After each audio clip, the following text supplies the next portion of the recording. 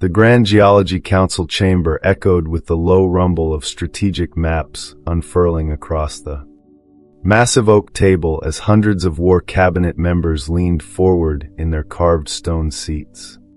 Elara Voss stood alone at the center of the marble floor, her simple gray gown blending into the shadows of the towering pillars.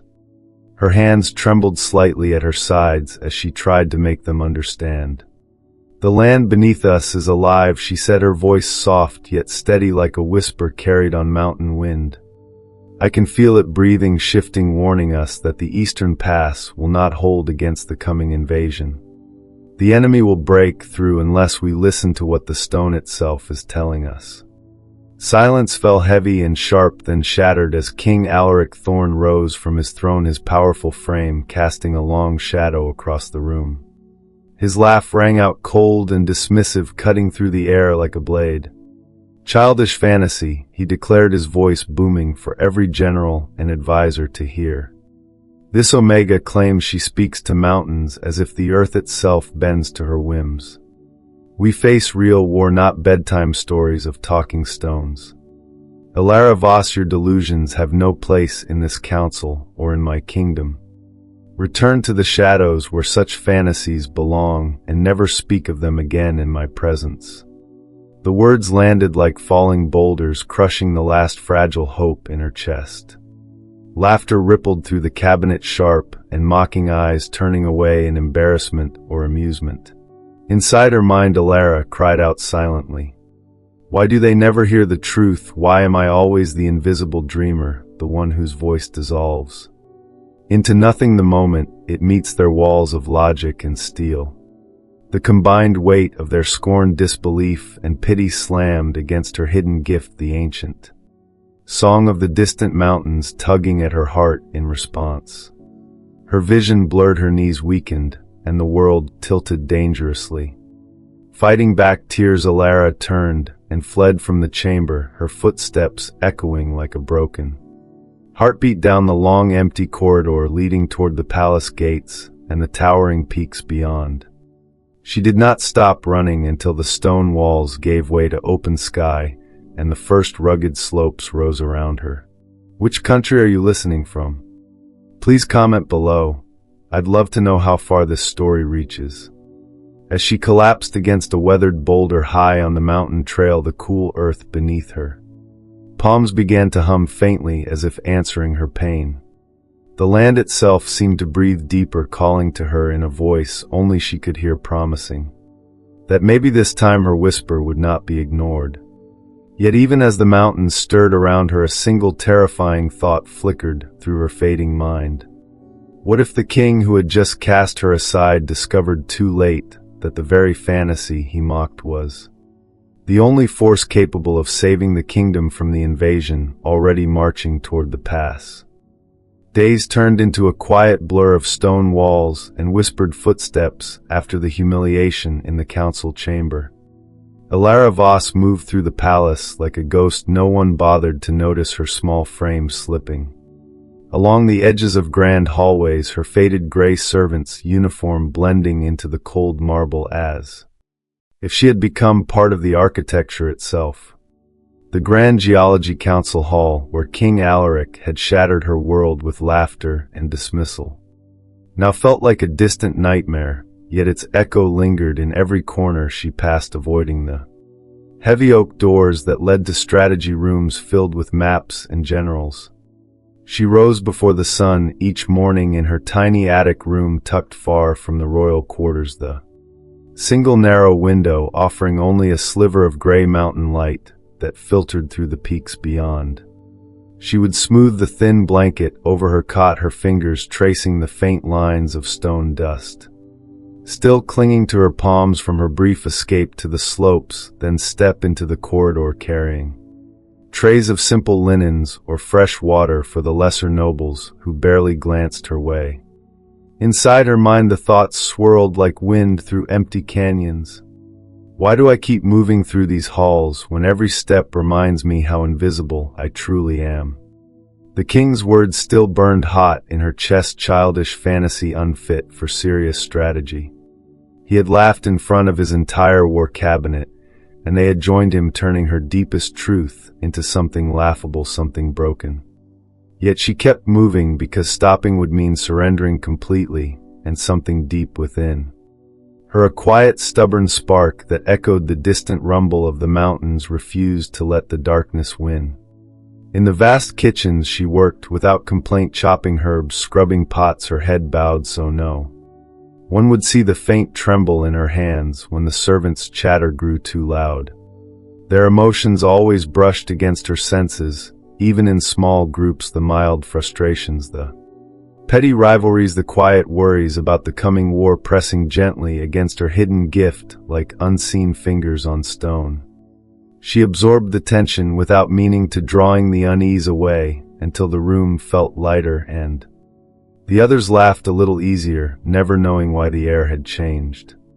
One older cook named Mira sometimes paused beside her, wiping flour from her apron, her voice kind but distant.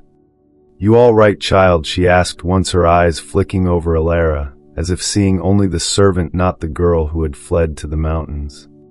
"You look like you're carrying the weight of those peaks on your narrow shoulders." Elara would offer a soft smile, her voice barely above a whisper. "I'm fine, Mira, just tired is all." The words felt hollow because how could she explain that she was tired of being the unseen dreamer? The one whose whispers to the earth were called fantasies, while the kingdom prepared for war with steel and maps instead of listening to the land itself.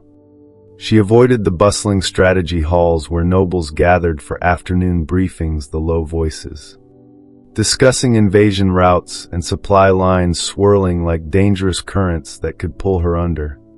Instead, she chose the forgotten outer courtyards where wild grasses pushed through cracks in the stone, and the only sounds were the distant calls of eagles circling the mountain ridges. There she would sit on a weathered bench, letting the cool breeze brush her cheeks, and for a moment the world felt almost kind, the earth beneath her feet humming faintly, as if sharing a secret only she could hear. But even in solitude, her gift never slept. She could sense the palace's hidden undercurrents, the quiet fears of servants worried about their families, the simmering ambitions of lesser lords, the king's own distant frustration that sometimes reached her like a faraway tremor through stone. It all settled inside her chest, a growing pressure she had learned to endure in silence. Today, as she folded heavy tapestries in an empty storage chamber, the weight felt heavier than usual. The humiliation had opened old wounds, and now every vibration in the palace seemed sharper, more insistent. She paused, her hands stilling on the fabric, as a faint rumble drifted through the open window from the mountain range beyond the walls. It was nothing, yet something in her heart tightened like a warning, the land itself breathing faster, as if sensing the enemy marching closer. What if the day came when the threat grew too large for maps and armies alone, she thought, pushing the idea away. She was just the invisible Omega, the one the king had laughed out of the council. No one needed her whispers, no one even believed they existed. Yet as she carried the tapestries down the back stairs, her steps light and careful, she felt the spark inside her flicker brighter for just a heartbeat, refusing to be extinguished. The palace clock tower chimed the hour, and she hurried on, unaware that far across the ridges a shadow was already stirring, an enemy force gathering at the eastern pass, the very route the king's cabinet had dismissed her warning about. Elara's gift tugged at her stronger, now the earth's voice calling softly through the stone beneath her feet, urging her toward the mountains where her true power waited, hidden and patient. She shook her head, trying to focus on the tray in her hands, but the pull remained a quiet promise that the land had not forgotten her, even if the king and his cabinet had. The weight of invisibility pressed heavier today, the laughter from the council still ringing in her ears, yet beneath it all the mountains seemed to whisper back, "You are not fantasy, Elara. You are the voice the stone has been waiting for." The thought gave her strength enough to keep moving through the shadows, but deep in her heart a tiny spark of fear flickered brighter than before, a warning that the next tremor might force her gift into the open where no one could ignore it any longer, and the king who had mocked her might finally be forced to see the truth he had laughed away. The afternoon light filtered through the narrow gaps in the ancient stone wall of the forgotten outer courtyard, casting long golden fingers across the cracked flagstones where wild mountain grasses pushed stubbornly through every fissure. Elara Voss moved alone here, as she often did after her duties, her small frame slipping into the quiet space like a breath the palace had forgotten to notice. The air carried the faint scent of pine and distant snow from the peaks beyond the walls and beneath. Her simple shoes the earth hummed softly, a living rhythm that no one else in the kingdom seemed to hear. She knelt beside a weathered boulder half buried in the soil, her fingers brushing its rough surface with the tenderness of someone greeting an old friend. Inside her mind the thoughts unfolded like mist rising from a hidden valley. They called it childish fantasy, and the council chamber laughed, as if the very idea of the land breathing was a joke meant only for children, yet here alone I feel it stronger than ever, the deep, slow heartbeat of stone and soil calling to me, asking to be heard. She closed her eyes, letting the palace fade away, until only the mountain's song remained a low, resonant vibration that traveled up through her palms and into her chest.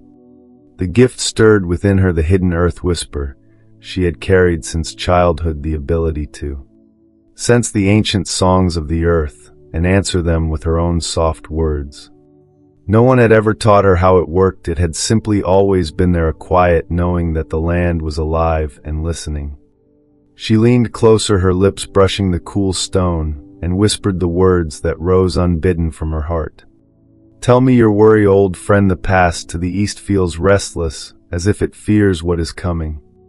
The boulder responded almost immediately, a faint tremor rolling beneath her hands, the stone warming slightly, as if releasing a held breath. Tiny cracks appeared along its surface, not breaking, but shifting, rearranging themselves into a delicate pattern that only she could read, like the land drawing a map in miniature. Elara's breath caught in wonder and fear intertwined the small movement, proving once again that her whispers were real, that the mountains could answer if only someone cared enough to listen. A rush of power flowed through her, gentle, yet overwhelming, the earth's ancient energy filling her veins like cool, clear water from a deep spring. She whispered again, her voice barely audible, yet carrying the weight of her hidden truth. Show me the way to help you. If the enemy comes, I will speak for you. I will carry your voice where no one else will.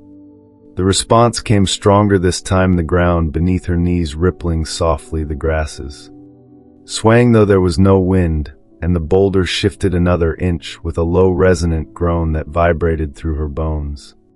The cinematic beauty of it stole her breath, the way the light caught the new lines in the stone, turning them into glowing veins of power that pulsed with the land's own life. Inside her heart the thoughts swelled with a quiet, empowering strength. This is who I am, the Earth Whisperer, the one who hears what others call fantasy, the bridge between the kingdom and the living world beneath their feet. I have hidden this gift for so long, fearing the laughter, fearing the rejection that always followed. Yet in these quiet moments I feel truly seen by the only thing that has never lied to me, the stone itself. The effort began to build now, the absorbed energy of the land pressing against her ribs like a gentle but insistent hand, reminding her of the cost she always paid for every whisper. Her vision softened at the edges, colors bleeding into one another as the gift drained her strength, the way it always did when she opened herself fully. She fought to stay conscious, focusing on the warmth of the sun, on her back the distant cry of an eagle circling the peaks, and the faint steady heartbeat of the earth beneath her. Why must it always leave me so fragile, she wondered silently, even as gratitude filled her chest.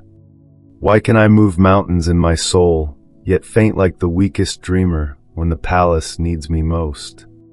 The boulder responded one final time, a soft, deep rumble that traveled through the courtyard floor, sending a single wildflower blooming overnight, at its base its petals glowing with an inner light only she could see. It was beautiful and terrifying all at once, proof that her words had power, proof that the land trusted her in ways the king and his cabinet never would. Elara smiled faintly through the growing dizziness, her voice a whisper of thanks. Thank you for hearing me, for answering when no one else will. The world tilted sharply, then the courtyard spinning in slow, graceful circles as unconsciousness tugged at her like a kind hand, pulling her toward rest. She slumped against the boulder, her cheek resting on the now warm stone, her breathing shallow but steady, the faint hum of the earth continuing around her like a lullaby meant only for her ears. In the quiet that followed, her inner thoughts lingered, even in the haze of near darkness. I am more than the laughter, more than the dismissal, more than the invisible Omega they see. One day they will understand that my whispers hold the power to save what their maps and armies cannot, yet the fear remains, the old scars whispering that if anyone ever witnessed this moment, they would call me mad and cast me out forever. As the sun dipped lower, painting the mountains in hues of rose and gold, a new tremor reached her. Fading senses stronger than before, the distant eastern pass groaning under the weight of marching feet, the enemy drawing closer faster than any scout had reported. Elara's last conscious thought flickered like a candle in the wind. What if the king who mocked me rides out to war, believing steel alone will win, while the very land I whispered to prepares its own answer? What if my gift is the only force that can seal the pass and save them all before it is too late, and I remain here alone in the shadows, still unseen, still unheard, until the mountains themselves must scream to be noticed?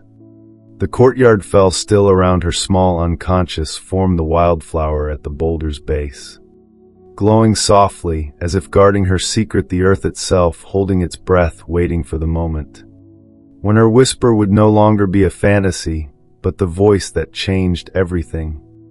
The soft evening breeze carried the scent of pine and distant snow into the forgotten outer courtyard as Elara Voss leaned against the weathered boulder, her body still heavy from the earlier whisper that had made the stone answer.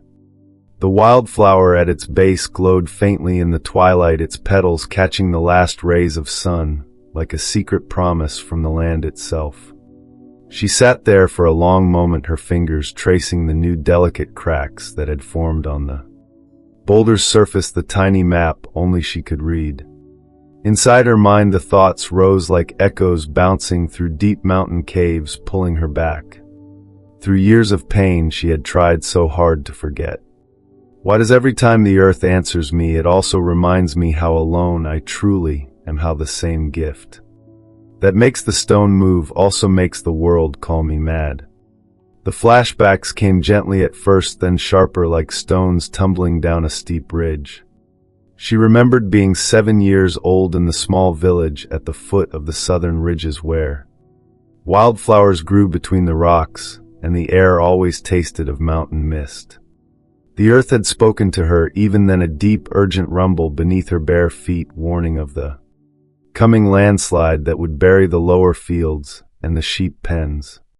Little Elara had run to her father, her small hands tugging desperately at his rough tunic, her voice trembling with innocent certainty.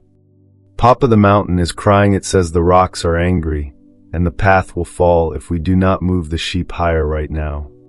Her father, a sturdy beta wolf, who trusted only what his eyes could see and his hands could till had, stared down at her, then burst into loud laughter that echoed off the stone walls of their home.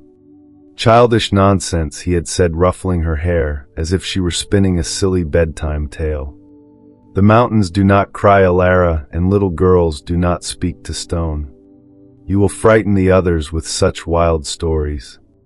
When the landslide came exactly as she had warned, sweeping away half the harvest and nearly taking her younger brother, the villagers had not thanked her.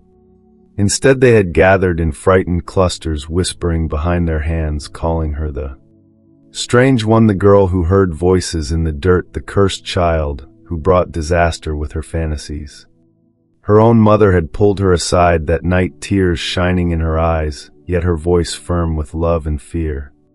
My sweet girl, your gift is a burden, not a blessing. The world only sees madness when you speak of breathing mountains.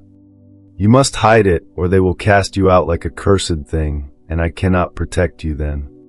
Those words had become Elara's first armor, and her first prison, teaching her to swallow every whisper, to carry the land's secrets alone, so no one could laugh again, so no one could call her mad.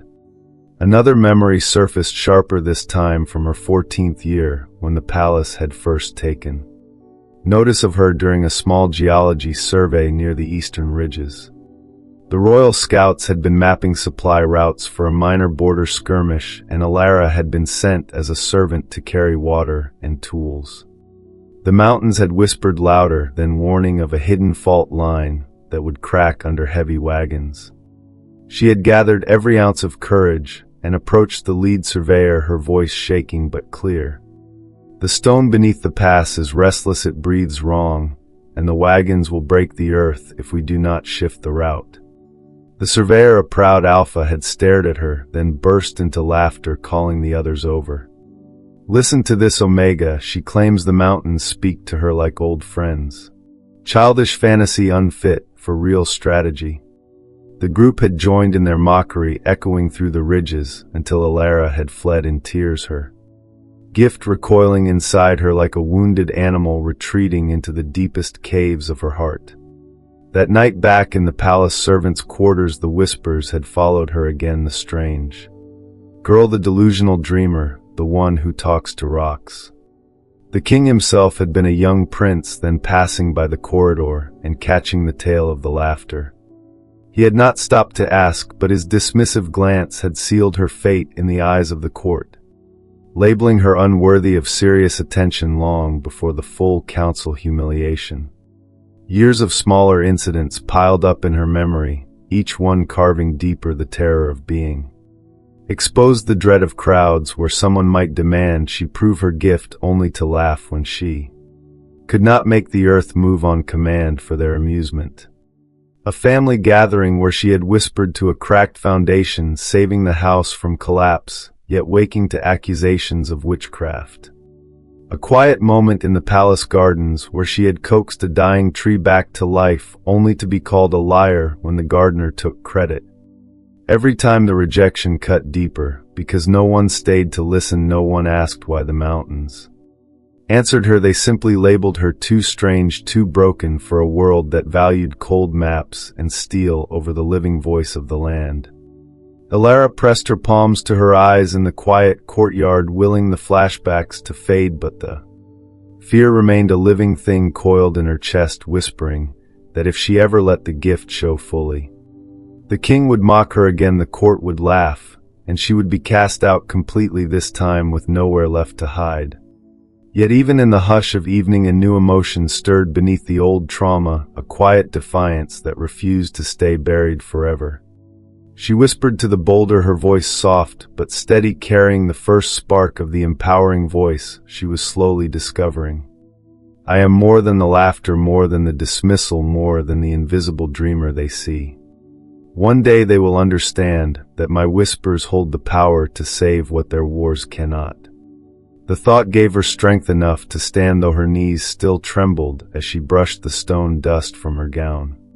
Outside the courtyard walls, the palace bells began to toll, signaling the approach of night, and with it the distant rumble of enemy scouts drawing closer to the eastern pass, the very route the king's cabinet had dismissed as secure. Elara's breath caught as the earth's song grew louder, more urgent, vibrating through her bare feet like a desperate plea. She stepped toward the palace gates, her hand resting on the cool stone of the wall, her heart pounding with the weight of old scars and the whisper of a storm she could already feel building in the mountains. The shadows of her past pressed close, but so did the faint spark of hope that maybe this time someone might finally listen before the land itself was forced to scream, and the king who had once laughed at her might discover too late that the fantasy he mocked was the only voice that could seal the pass and save them all.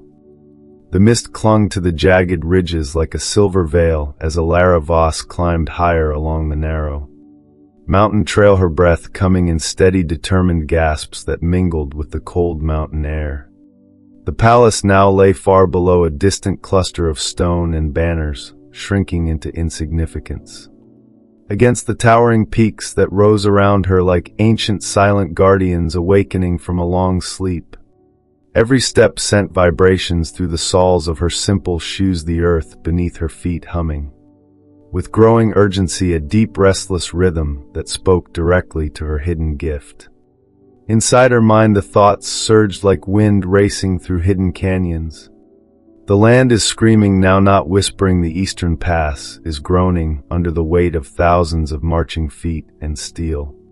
They called my words childish fantasy, and the council chamber laughed as if the mountains could not breathe or feel, but I hear it clearly. The enemy has begun their invasion, and the stone itself is begging for help.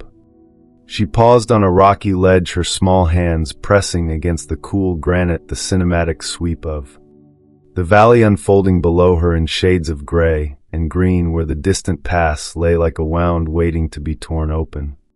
Reports had reached the palace before she slipped away, frantic messengers shouting of enemy scouts. Spotted at the border, thousands strong with siege engines rolling behind them, aiming straight for the eastern route, the very path the war cabinet had declared secure.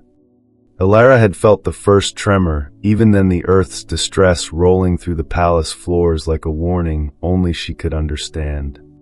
Now alone on the trail, the pull grew stronger, magnetic and undeniable, drawing her deeper into the wild where the mountains waited for her voice. She closed her eyes, letting the gift flow freely, the ancient song of stone and soil flooding her veins with cool, clear power that made her heart ache with both wonder and fear. The enemy was not just soldiers, it was a force that would shatter the delicate balance of the ridges, crushing villages, trade routes, and the quiet lives of those who lived in the shadow of the peaks. Yet who would believe her now after King Alaric had mocked her so publicly, declared her nature sensitivity nothing more than a child's dream, unfit for serious strategy? The humiliation still burned hot in her chest, but the land's distress drowned it out, demanding action, refusing to let her turn back. She whispered softly, her voice carried on the breeze, barely audible, yet carrying the weight of her hidden truth. Tell me what you need, old friends, the pass is in danger, and I hear your fear. I am coming. The response came immediately, the ground beneath her trembling, not with collapse but with recognition, the grasses swaying though no wind blew, and a low resonant groan echoed from the distant ridges like the mountains answering her with one unified voice. She felt the enemies march through the stone, the heavy boots, the rolling siege engines, the dark intent that threatened to split the land open and flood the kingdom with chaos. Tears pricked her eyes as the power flowed into her, gentle yet overwhelming, the ancient energy filling her veins like cool, clear water from a deep spring. Inside her heart, the thoughts rose, empowering and defiant. I was mocked and banished, called delusional for hearing this very voice, yet the land does not lie, it never has. I am the only one who can speak for it, the only one who can ask the mountains to move if the pass must be sealed. The gift drained her strength as it always did, but she pushed forward, her steps light and determined, despite the dizziness already clouding her vision. The trail grew steeper, winding between massive boulders that seemed to lean closer as if listening.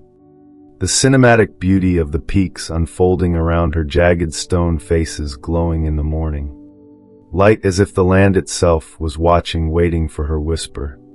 She could sense King Alaric somewhere far below, in the war room, his powerful voice commanding plans that ignored the living world beneath their feet, poring over maps and strategies, believing steel and numbers could hold the line. The thought sent a pang through her chest, a mix of old hurt and unexpected concern for the king who had laughed at her. He does not know, she whispered to the wind, he cannot hear what I hear, but the land is calling me now, and I cannot turn away. She reached a high plateau where the wind whipped her gray gown around her legs, and the view opened. Wide to the eastern pass a narrow throat between two towering ridges that the enemy now approached like a dark river of steel and shadow. The earth trembled again, stronger this time, a warning that the invasion had begun in earnest, and only her whisper could change its course.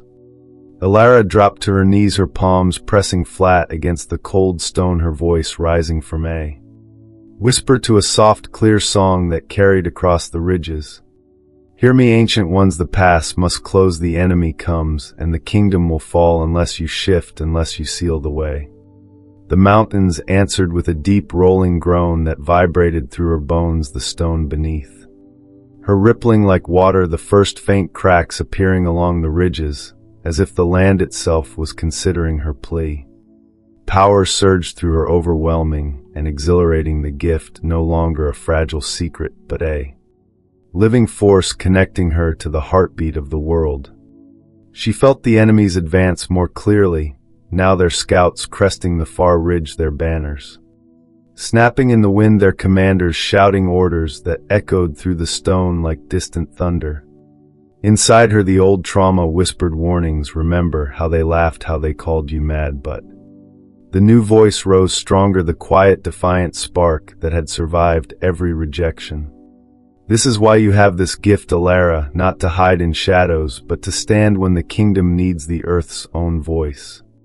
She whispered again, pouring every ounce of her will into the words, guiding the mountains with gentle insistence, asking them to move not with force, but with the slow, inevitable power of nature itself.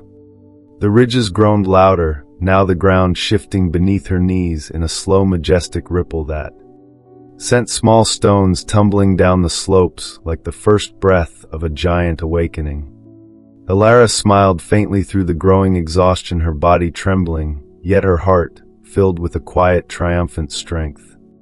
I am not the invisible dreamer anymore, she thought. I am the voice the land has been waiting for, and today I will speak for it no matter the cost.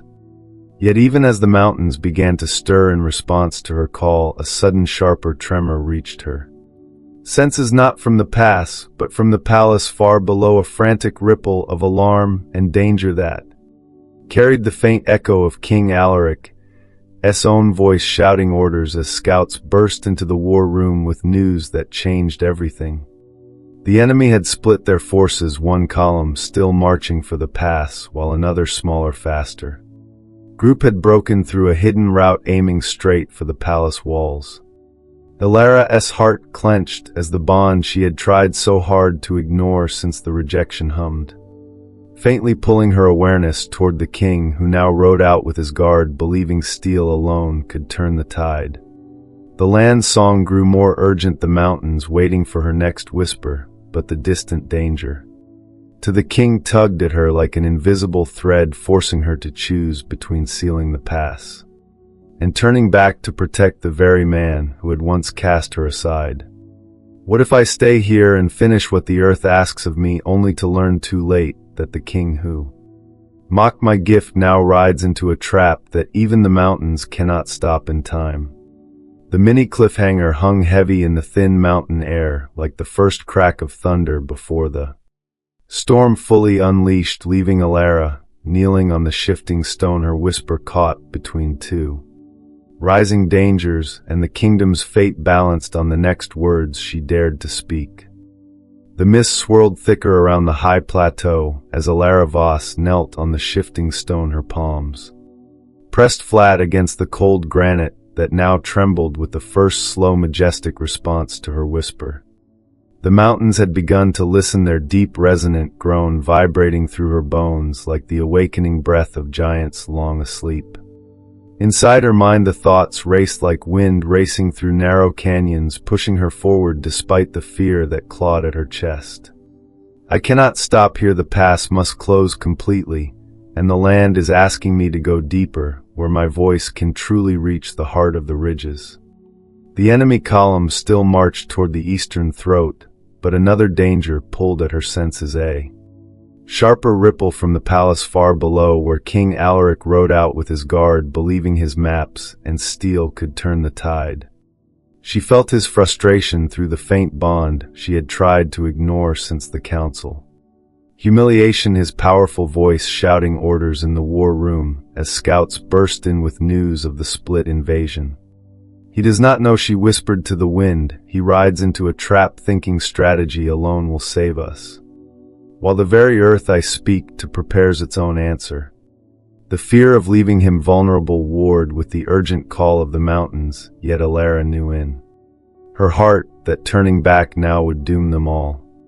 She stood slowly, her small frame swaying against the thin mountain air, her gray gown whipping around her legs as she turned away from the distant palace and climbed higher into the wild ridges.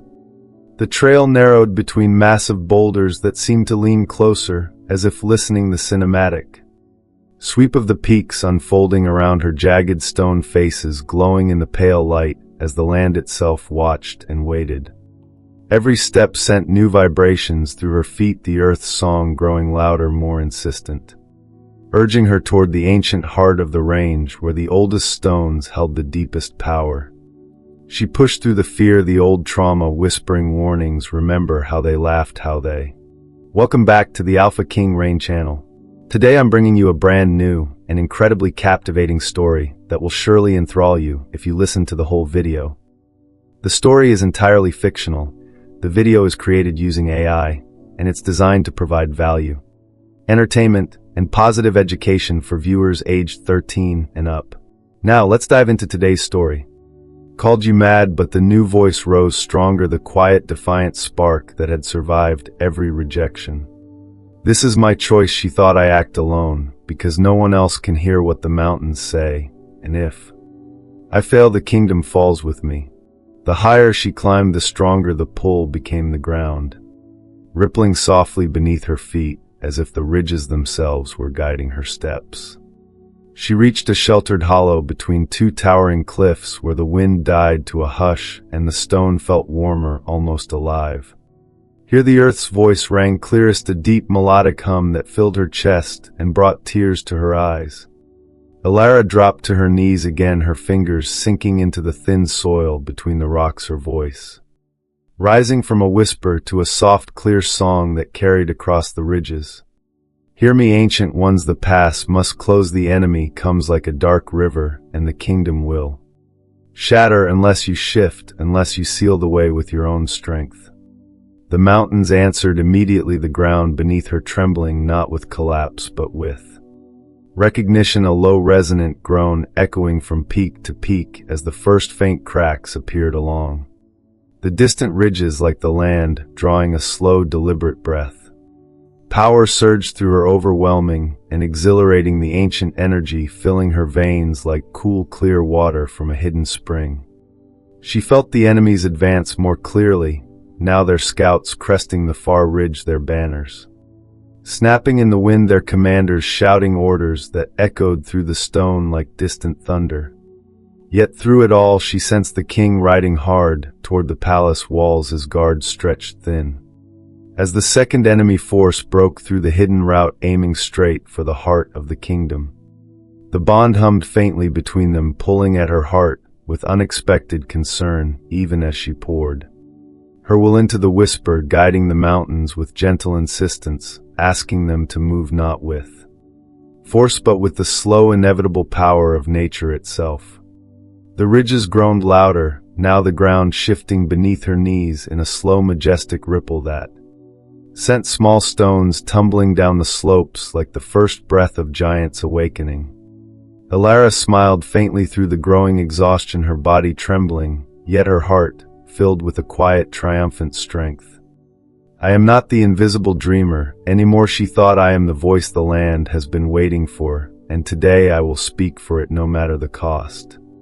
She whispered again, her words flowing like a gentle river, coaxing the stone to rise and fold, sealing the pass inch by inch over the coming days, the mountains themselves beginning their 300-meter journey eastward.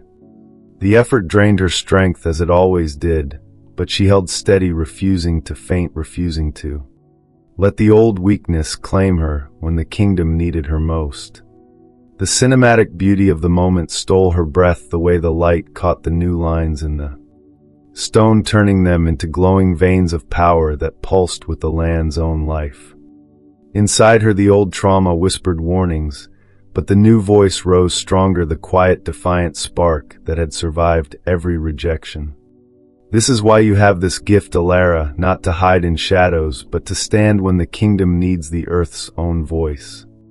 She felt the king's danger sharpen through the bond, his guard clashing with the smaller enemy force. At the outer walls, his frustration turning to grim determination as he fought, believing his strength alone could hold the line. The thought sent a pang through her chest, a mix of old hurt and unexpected concern for the man who had once laughed at her. He does not know, she whispered to the stone, he cannot hear what I hear, but the land is answering me. Now, and I will finish what I started, even if it means staying here alone until the pass is sealed and the kingdom is safe. The mountains continued their slow, majestic shift, the ground rippling in widening waves as Elara poured every ounce of her gift into the whisper, guiding the ancient forces with patient love. She stayed on the plateau, her small frame a quiet anchor against the vast movement around her, the earth responding to her voice in ways no map or army could command. Yet even as the ridges began to close the pass, a new sharper tremor reached her senses, not from the mountains, but from the palace far below, where the king now faced the full weight of the second enemy. Column his guard outnumbered, and the walls beginning to tremble under the assault. Elara's heart clenched as the bond pulled tighter, the land's song urging her to stay and finish the seal, while the distant danger to the king tugged at her like an invisible thread, forcing her to choose between the slow, inevitable power of the mountains and the immediate threat to the very man who had cast her aside. What if I stay here and complete the shift, only to learn too late that the king who mocked my gift now fights alone on the walls, with no one to warn him that the true danger is not the pass, but the hidden force already inside the kingdom's heart? The mini cliffhanger hung heavy in the thin mountain air, like the first crack of thunder before the storm fully unleashed, leaving Elara kneeling on the shifting stone, her whisper caught between two rising dangers, and the kingdom's fate balanced on the next words she dared to speak to the awakening mountains. The high plateau trembled with a deep, majestic groan as Elara Voss knelt on the shifting stone, her palms pressed flat against the ancient granite that now answered her whisper with the slow, inevitable power of the earth itself. The mist parted like a silver curtain, revealing the full cinematic sweep of the eastern ridges, where the enemy column marched like a dark river of steel and shadow, their banners snapping in the wind, their siege engines rolling closer with every heartbeat. Inside her mind the thoughts surged like a clear mountain stream, cutting through stone, carrying both fear and fierce determination.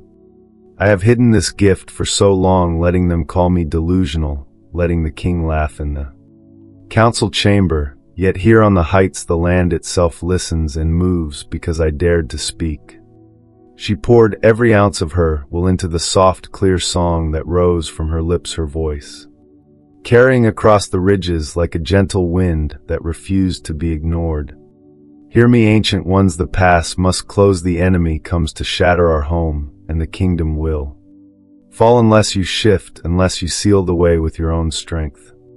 The mountains responded with a rolling thunder that vibrated through her bones, the ground rippling in wide, slow waves as the first massive cracks appeared along the towering cliffs. The ridges themselves began to move, not with violence, but with the patient power of nature, inch by inch, the entire mountain range sliding eastward 300 meters over the coming days, guided by her whisper alone. Stone groaned and folded the narrow throat of the pass, narrowing, closing, sealing the invasion route completely as boulders rolled and cliffs realigned themselves like the earth drawing a new map across the sky. Elara felt every shift through her gift, the ancient energy flowing through her veins like cool, clear water from a hidden spring, filling her with wonder and exhaustion intertwined. The enemy army faltered below their commanders, shouting in confusion as the pass they had counted on simply vanished, the ridges now forming an impassable wall that cut their forces in two, and trapped their supply lines behind solid stone. Inside her heart the thoughts swelled with quiet, triumphant strength. I was the invisible Omega, the one they mocked and banished, called childish for speaking to stone, yet today my whisper saved the kingdom. The power of the voiceless has spoken, and the land has answered, proving that what they dismissed as fantasy holds more strength than all their maps and armies combined. She stayed on the plateau, her small frame trembling, as the gift drained her completely, refusing to let the old weakness claim her when the kingdom needed her most.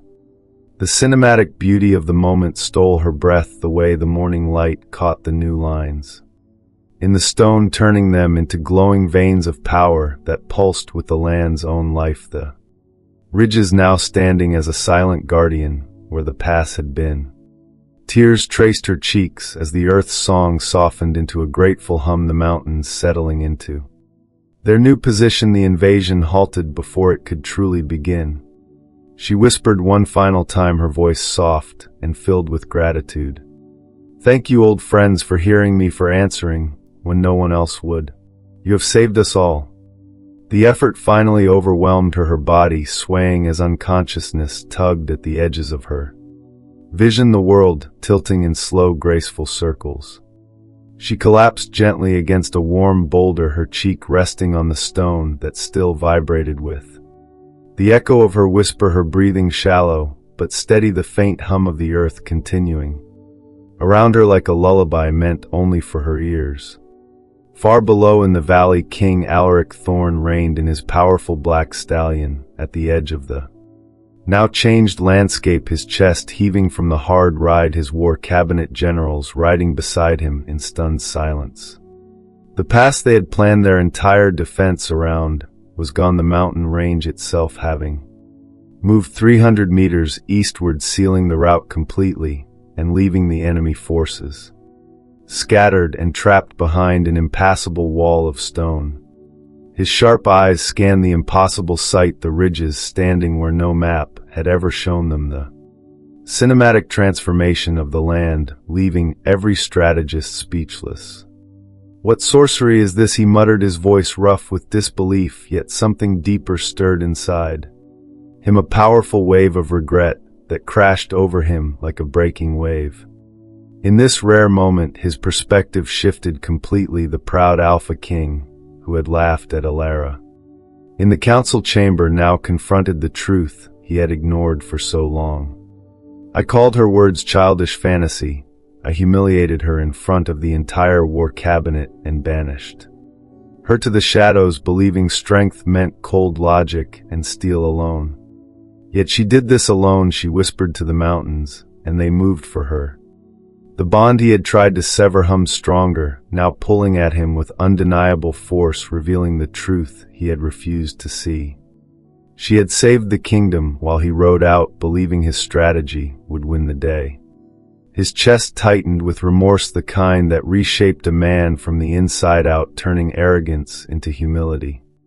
"Elara," he whispered her name like a prayer, the first time he had spoken it with anything but dismissal. "What have I done to you?" He urged his stallion forward, his guard following in silence as they climbed the newly formed trails toward the high plateau where scouts reported a small figure lay exhausted against the stone. He found her there alone, surrounded by the changed landscape, her small frame still and serene. Against the warm boulder, the faint glow of the earth's power still lingering around her like a protective veil. Kalen dropped to one knee beside her, his large hand hovering just above her shoulder, afraid to touch, yet unable to pull away. In this deep internal moment, his regret burned brighter than any battle fire. "I was the blind one, not her. She carried the land's voice while I stood tall, pretending I needed no one. The kingdom owes her its life, and I owe her far more." He lifted her carefully into his arms, cradling her against his chest as if she were the most precious thing in the kingdom, his voice low and rough with emotion. "Hold on, Elara," he murmured. "I see you now, and I will never let you face this alone again." Yet even as relief washed over him that she lived, a new shadow crept into his thoughts, the reports From his scouts of the second enemy column, still threatening the palace walls, the split invasion, not yet fully defeated. The pass was sealed, but the true threat still loomed, and he knew in his heart that the Omega he had once mocked held the key to facing it. As he carried her down the trail toward the palace, the bond hummed urgently between them, pulling them closer, but the mini cliffhanger hung in the mountain air like the final breath before the next storm. What if my past rejection had already weakened the trust we need most? What if the Omega who saved us with her whisper now wakes to find the king who once laughed at her standing before her with nothing but regret, and the kingdom still hanging in the balance? The soft lantern light of the royal infirmary flickered across the white linens as King Alaric Thorn carried Elara Voss through the wide doors, his strong arms cradling her small unconscious form with a tenderness he had never shown anyone. Her head rested against his chest, her breathing shallow but steady, and the faint scent of mountain pine and stone dust still clung to her simple gray gown. Servants and healers stepped aside, their eyes wide with unspoken questions, but Alaric's sharp gaze silenced them all. He laid her gently on the nearest bed, his large hands lingering a moment longer than necessary, brushing a strand of hair from her pale cheek. The journey down from the high plateau had been silent, his guard riding behind in stunned awe at the impossible sight they had witnessed. The entire mountain range shifted 300 meters eastward, sealing the eastern pass completely and trapping the enemy forces behind an impassable wall of stone. Inside his mind, a storm far greater than any battle raged unchecked.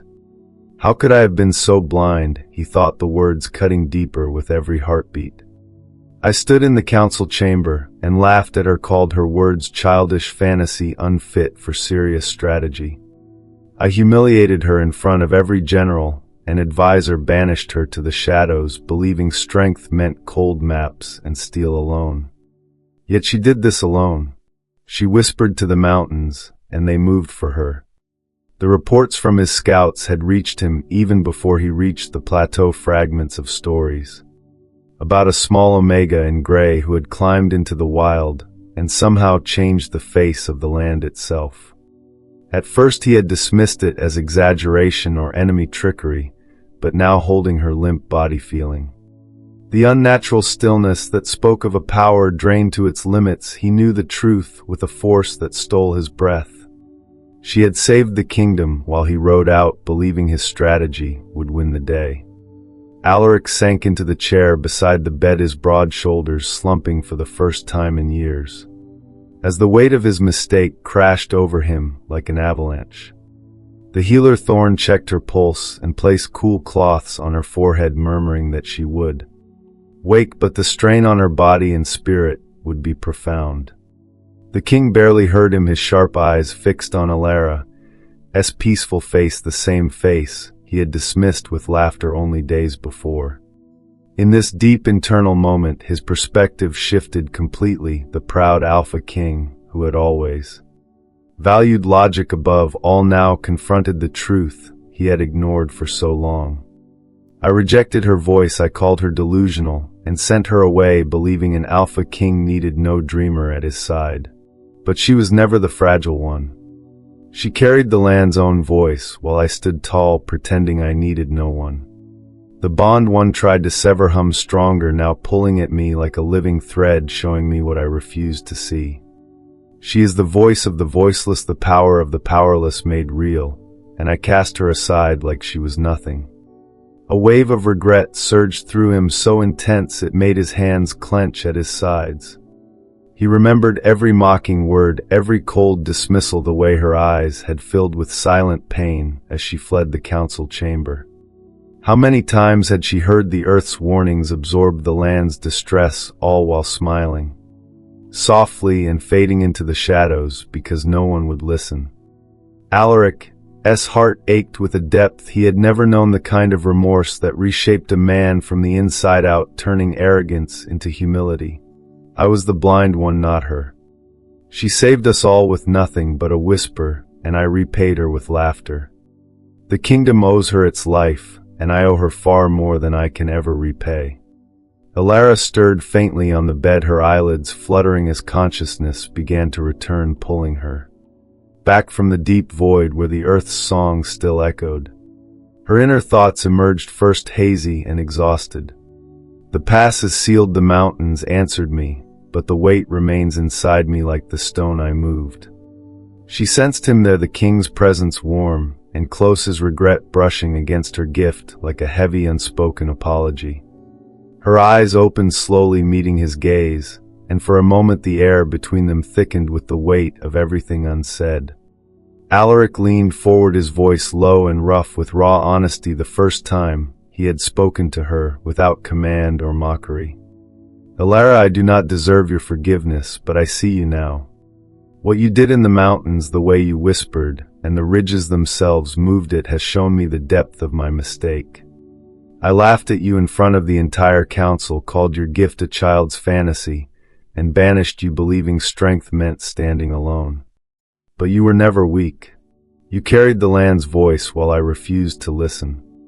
If you will allow me, I want to learn the truth of who you are, not as the king who rejected you, but as the man who now sees your power." She listened, her heart fluttering with caution, and the first faint spark of trust, but the weight inside her still pressed heavily, reminding her of the cost she had paid. The healer quietly slipped from the room, giving them space, and Alaric reached out, taking her hand in his, the touch sending a warm current through the awakening bond. Yet even as relief and slow-burning connection began to bloom between them, a messenger burst through the doors, his face pale with urgency. "My king, the second enemy column has breached the outer walls. They used the distraction of the sealed pass to strike from the hidden route, and our forces are stretched thin." Alaric's grip tightened on her hand, his regret sharpening into fierce determination, but inside him a new shadow of worry grew. Elara's heart tightened as she sensed the gathering threat through her gift, the distant edge of battle already brushing against her senses. She looked at the king, her wariness mixing with an unexpected resolve. The slow-burn connection between them felt real yet fragile, and as the messenger waited for orders, a single question lingered unspoken in the quiet room. If the danger returned stronger than before, would the king, who now sought her truth, stand with her? Or would the weight of his past mistakes pull them both under before their bond could truly bloom? And the kingdom he had once ruled alone could be saved by the voice he had tried to silence. The soft morning light filtered through the tall, arched windows of the royal infirmary, bathing the room in a gentle golden haze that danced across the polished wooden floors and the crisp white linens draped over Elara Voss's bed. She lay propped against a mound of pillows, her body still heavy with the lingering weight of the earth's power from the high plateau, yet her mind felt clearer than it had in days, as if the mountain song had left behind a fragile sense of peace inside her too. The healer had checked on her earlier, murmuring words of encouragement about rest and recovery, but Elara's thoughts kept drifting back to the moment the king had carried her here, his strong arms so unexpectedly gentle, his voice rough with something she could not yet name. Inside her heart a quiet voice stirred, refusing to stay silent. "He is here, speaking of regret and truth, but can the bond one once feared truly become my anchor instead of my cage?" The door creaked open then, and King Alaric Thorn stepped inside, his tall, powerful figure filling the doorway like a shadow suddenly given form. His royal cloak was gone, replaced by a simple dark tunic that made him look less like the untouchable Alpha King, and more like a man carrying the weight of his own mistakes. Elara's breath caught as their eyes met, his sharp gaze softening in a way she had never seen directed at her. He crossed the room slowly, as if afraid a single wrong step might shatter the fragile moment between them, pulling up a wooden chair beside her bed and lowering himself into it with a grace that belied his size. The air between them thickened with unspoken history, the humiliation, the rejection, the bond that hummed faintly now like a distant melody neither could ignore. Elara sat up a little straighter, her inner thoughts swirling like leaves in a hesitant breeze. He is here not to command, but to speak, and yet every part of me wants to shrink back into the shadows where it felt safer. Alaric cleared his throat, his voice low and careful, the cinematic weight of the moment pressing down like the first rays of dawn after a long night. Elara, I came because I could not stay away any longer. What you did in the mountains, it changed everything. I have spent the night going over every report, every witness account, and the truth is undeniable. You climbed into the wild alone, and you whispered to the stone, and the ridges themselves moved for you, sealing the paths and saving the kingdom. I was wrong to call your gift a childish fantasy. His words hung in the air, heavy with regret, yet Elara felt a cautious wall rise inside her, the old scars from the council chamber flashing through her memory like sharp blades. She looked down at her hands, avoiding his intense gaze, her voice soft but steady when she finally spoke. You rejected me in front of the entire war cabinet, Your Majesty. You laughed and called my words delusions unfit for serious strategy. I have lived in the shadows ever since hearing the land's voice alone, because that was all I was allowed. Why come now when the pass is sealed and the danger has passed? The question carried no anger, only a quiet strength that surprised even her, a spark of the empowered voice she was slowly discovering within. Alaric leaned forward, his large hands resting on his knees, his expression raw with the internal battle she could sense through their awakening bond. Because I was blind, Elara. I saw only what my maps and logic showed me, and I mistook your gift for weakness. I did not understand that your whisper was carrying the burden of the entire kingdom while I stood on my throne, pretending strength meant standing alone. Seeing the mountains moved, seeing what you did alone, it broke something in me. I regret every mocking word, every dismissal. If you will allow me, I want to learn the truth of who you are, not as the king who rejected you, but as the man who now sees your power. Elara's heart fluttered at his honesty, the slow burn warmth of his words brushing against her wariness like a gentle hand testing frozen ground. Inside her mind, the thoughts empowered her journey forward, yet held her back with care. He speaks of regret and truth, but can I trust the same voice that once cast me aside? Still she felt the bond strengthening, a faint golden thread connecting them, pulling her toward understanding even as caution lingered. She met his eyes, then her voice gaining a quiet confidence she had never allowed herself before. My gift has always been my secret burden, Your Majesty. I hear the earth's song, the deep breath of stone and soil, and I answer it with my whisper. It leaves me drained, but it also lets me see the heart of the kingdom in ways no map or army ever could. I did not move the mountains for glory or for you.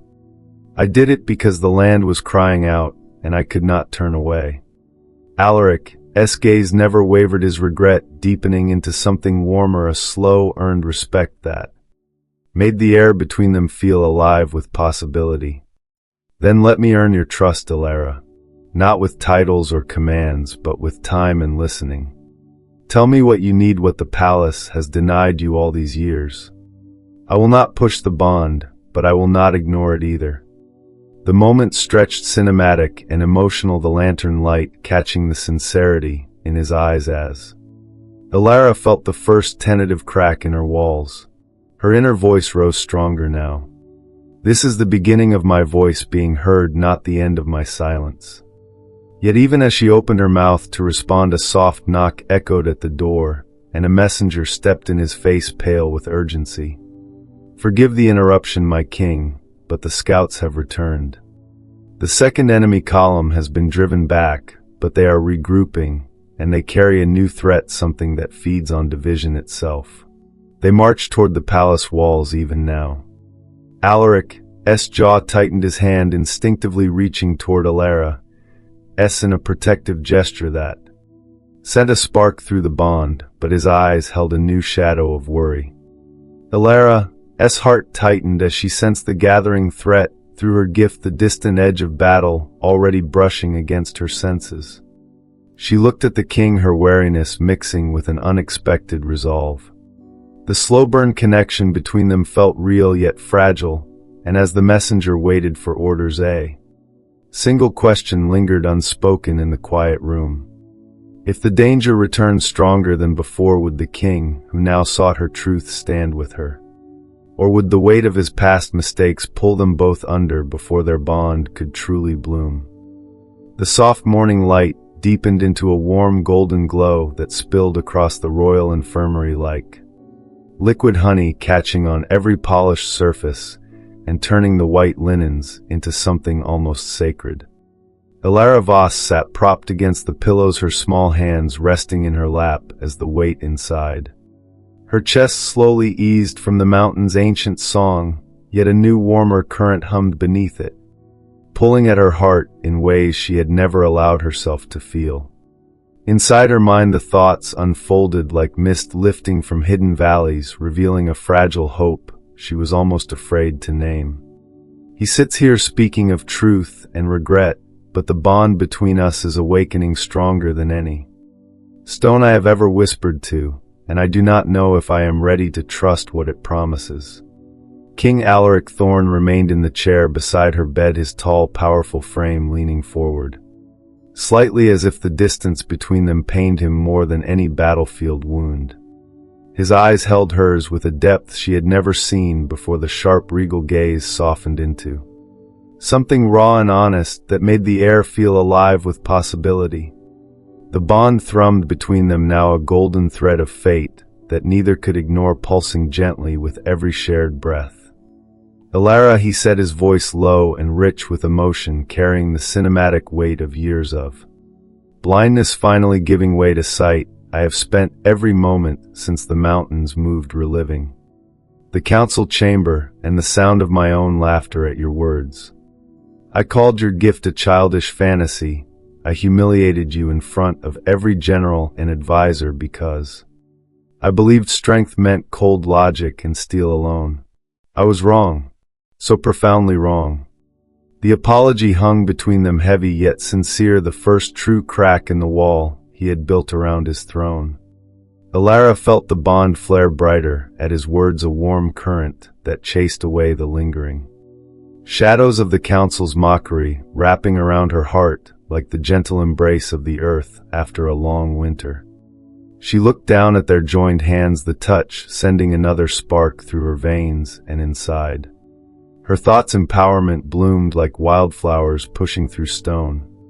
He sees me now not as the delusional dreamer, but as the voice that saved the kingdom, and for the first time my silence feels like it is finally breaking. She lifted her gaze, meeting his with a quiet strength that surprised even her voice soft yet carrying the steady resonance of someone who had walked through fire and emerged whole. Your Majesty Alaric, the words felt new on her tongue like tasting freedom after years of silence. I heard the land crying out that day, the eastern pass groaning under the weight of the coming invasion, and I climbed alone because no one would listen. Your laughter in the council chamber carved deep scars that still ache when the nights grow long, but I did not move the mountains for revenge or for glory. I did it because the stone itself begged to be heard, and I was the only one who could speak for it. Alaric's thumb brushed gently over her knuckles, his touch sending another wave of warmth through the awakening connection, his expression softening with the kind of vulnerability few ever saw in the Alpha King. You have my word, Elara, he replied, his voice thick with feeling, the bond humming stronger between them like a living promise. The rejection I delivered that day was my greatest mistake, born of arrogance and fear of anything I could not control with maps and strategy. I see now that your whisper holds more power than any army I could command. You saved us all while I rode out, believing my plans alone would suffice. I cannot erase the pain I caused, but I can promise from this moment forward I will listen, I will learn, and I will stand beside you, not above you. Let me earn your trust, one honest word at a time. The moment stretched between them, cinematic and deeply emotional, the lantern light catching the sincerity in his eyes as Elara felt the first tentative layers of trust begin to build like delicate roots finding purchase in rocky soil. Her inner voice rose stronger, now carrying the empowering certainty of a woman who had risen from invisibility to the voice that changed the world. This is the beginning of my voice being truly heard, the slow, earned connection that turns rejection into redemption and silence into song. She squeezed his hand gently, her voice gaining quiet confidence. Then we begin here together. I will not hide my gift any longer, and if the land calls again I will answer, but I no longer wish to answer alone. Alaric's gaze never wavered, the bond flaring brighter, between them a living thread of fate and choice intertwining as he leaned closer, his forehead nearly touching hers, the intimacy of the moment wrapping around them like a protective cloak. You will never be alone again, my Elara, he murmured, the endearment slipping free like a vow sealed in stone. Whatever comes next we face it as one. Yet even as the words settled softly between them, a sudden sharp ripple of division brushed against Elara's gift, stronger than before, the remaining enemy column regrouping at the outer walls, while skeptical nobles inside the palace whispered of sorcery and demanded the king explain how an Omega's whisper could move mountains. She sensed the political threat building, the way their fear of change twisted into suspicion, a willingness to turn against the very power that had saved them. Her heart tightened as the bond pulled tighter, the slow burn trust between them feeling real yet fragile, and as distant horns sounded from the walls warning of the approaching clash, a single terrifying realization flashed through her mind. What if the kingdom we both fought to protect now turns on the voice that saved it before our bond can fully bloom, leaving the king who finally sees me forced to choose between his throne and the Omega whose whisper changed everything? The mini cliffhanger hung in the golden morning air like the first drop before a deluge, the slow trust they had only just begun to build, now tested by the gathering storm outside the infirmary walls. The Grand Council chamber buzzed with tense murmurs as nobles and generals gathered beneath the high vaulted ceiling, where crystal chandeliers cast long flickering shadows across maps spread across the massive oak table. Elara Voss stood at King Alaric Thorne's right hand, her silver-gray gown still carrying the faint scent of mountain pine and stone dust from the high plateau. She felt every layered emotion in the room pressing against her gift like hidden fault lines, the sharp suspicion, the simmering fear, the reluctant awe that swirled around her like an approaching storm. Inside her mind the thoughts rose like wind racing through narrow canyons, carrying both quiet strength and the old familiar caution. They see the mountains moved, yet some still call it sorcery, as if the land itself cannot speak when it has already proven it can save us all. Alaric's hand rested lightly at the small of her back, a silent anchor that sent warmth through the awakening bond, steadying her against the political currents that threatened to pull everything under. Lord Vesper, the sharp-featured alpha, who had always favored cold strategy over intuition, rose first. His voice smooth as polished steel, yet laced with calculated venom.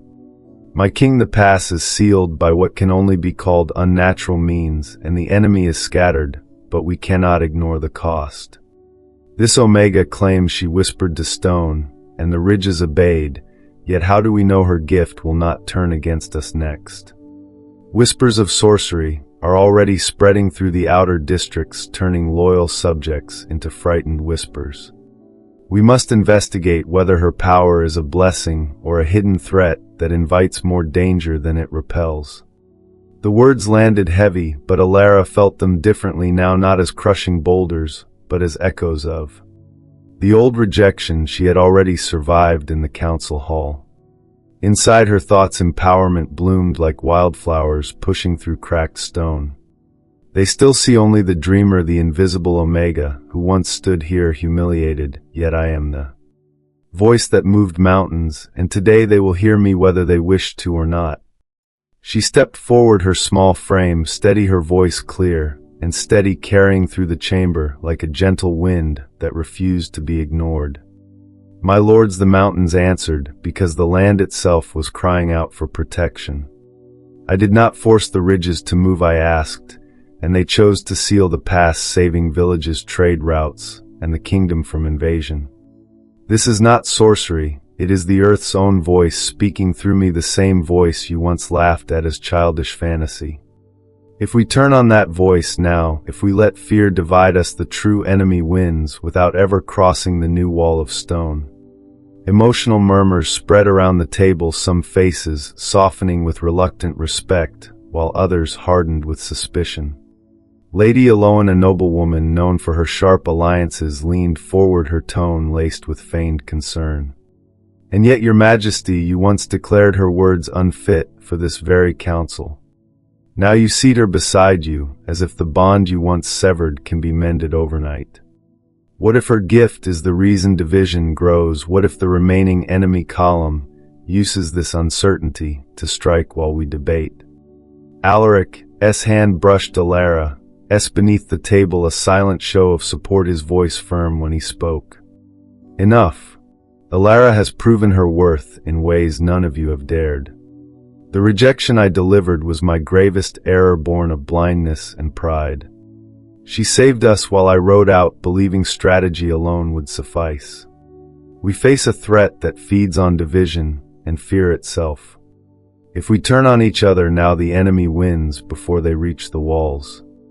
Elara felt the bond strengthen at his words, a warm current that chased away the lingering shadows of doubt inside her. Yet as the discussion deepened, the political conflict sharpened, like a blade being honed on stone. Lord Vesper exchanged glances with two other lords, their emotions spiking with hidden ambition. That Elara's gift caught, clearly a plot forming in the undercurrents, whispers of rallying factions against the king's new mercy, using the mountain shift as an excuse to demand a regent or a return to the old strict laws that kept Omegas silent and invisible. She sensed the danger building, the way their fear of change twisted into something darker, a willingness to exploit the remaining enemy threat for personal gain, spreading rumors that her whisper had weakened the kingdom's defenses rather than saved it. Her inner voice rose stronger now. "I will not return to the shadows. This is my stand. The moment my voice changes the council and proves that the powerless hold the greatest strength of all." She stepped forward again, her presence commanding attention in a way that felt both terrifying and liberating. "If they fear my gift, then let me face the remaining column with you all.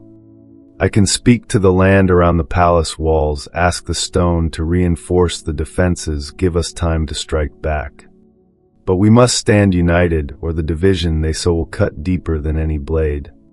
The room fell into tense silence, some nodding in agreement, while Lord Vesper's eyes narrowed with barely concealed threat.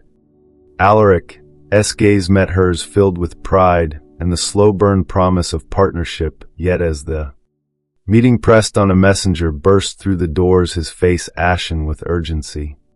"My king, the remaining enemy column has sent an emissary under truce, but he carries a demand tied directly to the Omega.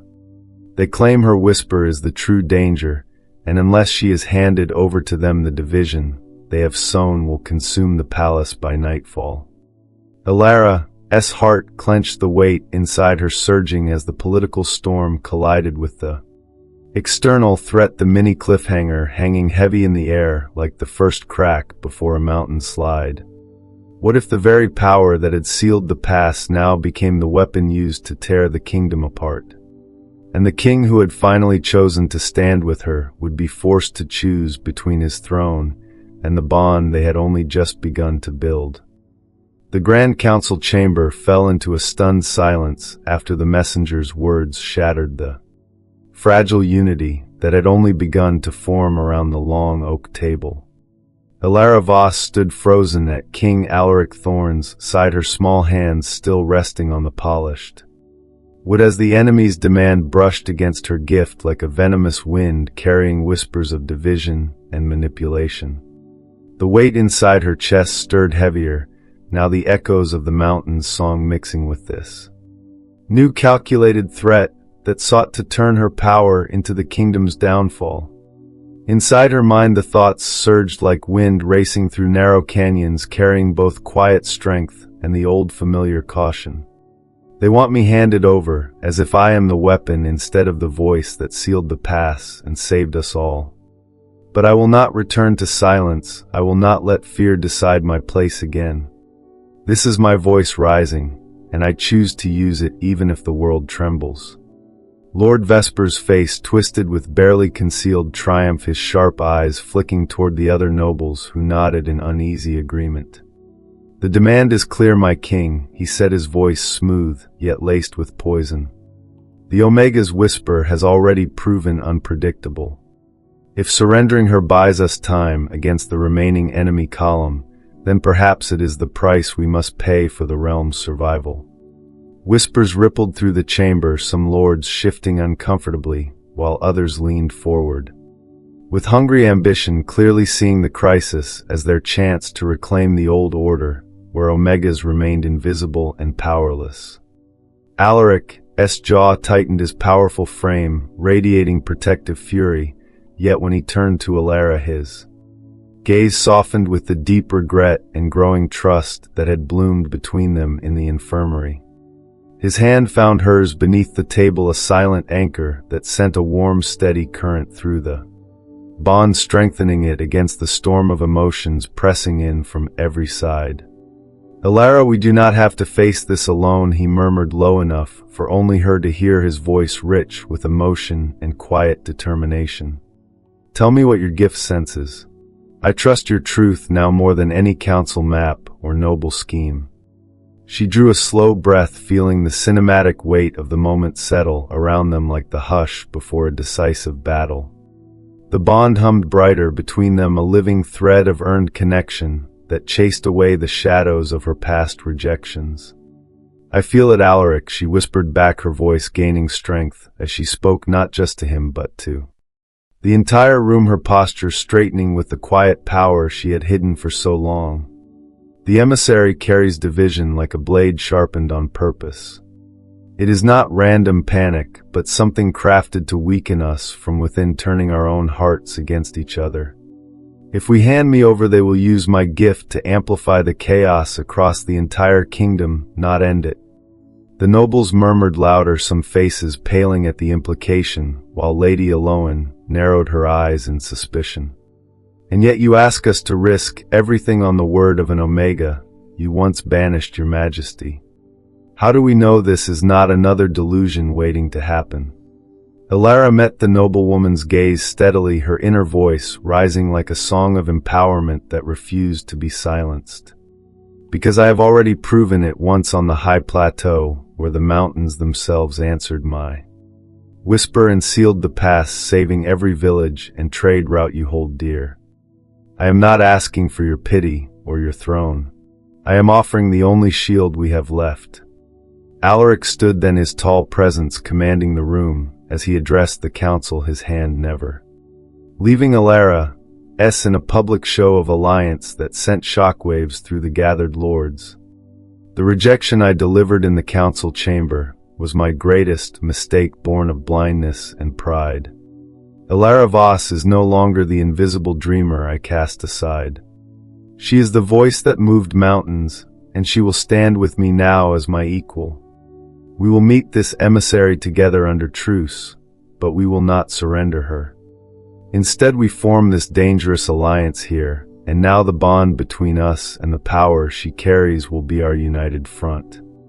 The room erupted in heated debate, some voices rising in support, others sharpening with open opposition as Lord Vesper slammed his fist on the table. "This is madness," he snarled. "You would risk the crown for a girl whose whisper feeds on uncertainty itself." Alaric's eyes flashed with regal fire, yet when he looked at Elara, the fire softened into something deeper, a slow-burn promise of partnership forged in regret and truth. Elara felt it all, the political currents swirling like dangerous eddies, the enemy's demand pressing closer, and the warmth of Alaric's trust wrapping around her heart like a protective cloak. Her thoughts empowered her fully now. I was oppressed and silent, but today my voice changes laws, changes hearts, and changes the future. Together we will turn this threat into the moment the voiceless rise. They moved as one, then leaving the council chamber under heavy guard, the bond guiding their steps. Toward the outer gates, where the emissary waited under the white flag of truce. The evening sky had deepened to bruised purple, the air thick with the unnatural edge of division that made even the palace guards shift uneasily. Elara walked beside Alaric, her small frame steady despite the growing weight inside her, the gift. Already reaching out, instinctively absorbing the first threads of the approaching chaos to keep the king's mind clear. He glanced down at her, his voice low and intimate as they approached the meeting point. Whatever comes, Elara, know that I stand with you not as king, but as the man who finally sees your strength. The words wrapped around her like a cinematic dawn after endless night, filling her with a quiet courage that made the bond flare brighter. Yet as they stepped into the open courtyard, where the emissary stood cloaked in dark robes, his eyes gleaming with malicious knowledge, a sudden massive surge of amplified division slammed into Elara's senses, stronger than anything she had felt before. It was not just a demand, it was a trap designed to overwhelm her gift, completely turning her own power against the palace walls by sowing doubt among the very nobles who now watched from the battlements. Her knees buckled slightly, but Alaric's arm steadied her instantly, his regret sharpening into fierce protectiveness. The emissary smiled coldly, his voice carrying across the stones. The Omega comes with me, or the division we have sown consumes you all by dawn. Elara's heart pounded as she absorbed the first crushing wave, her inner voice defiant, even in the face of the rising darkness. I will not break. But as the bond pulled them closer, and the political storm threatened to explode behind them, a single terrifying realization flashed through her mind.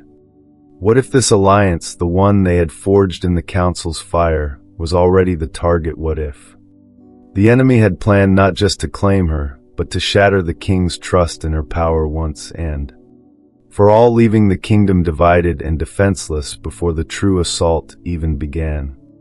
The ancient ritual chamber deep beneath the palace awakened with a low resonant hum that vibrated through the stone floors like the heartbeat of the earth itself, as King Alaric Thorn guided Elara Voss down the winding stairs, his arms steady around her waist, shielding her from the lingering echoes of division that still clawed at the edges of her gift. Torchlight flickered across walls etched with glowing runes older than the kingdom itself, casting dancing shadows that seemed to breathe with forgotten power. The air carried the scent of sacred herbs and cool damp stone, a stark contrast to the chaos gathering above, where the enemy emissaries' demands still echoed like poison in the night.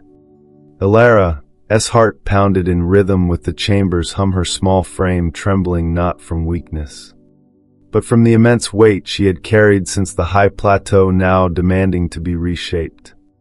Inside her mind the thoughts rose like dawn piercing through long shadows.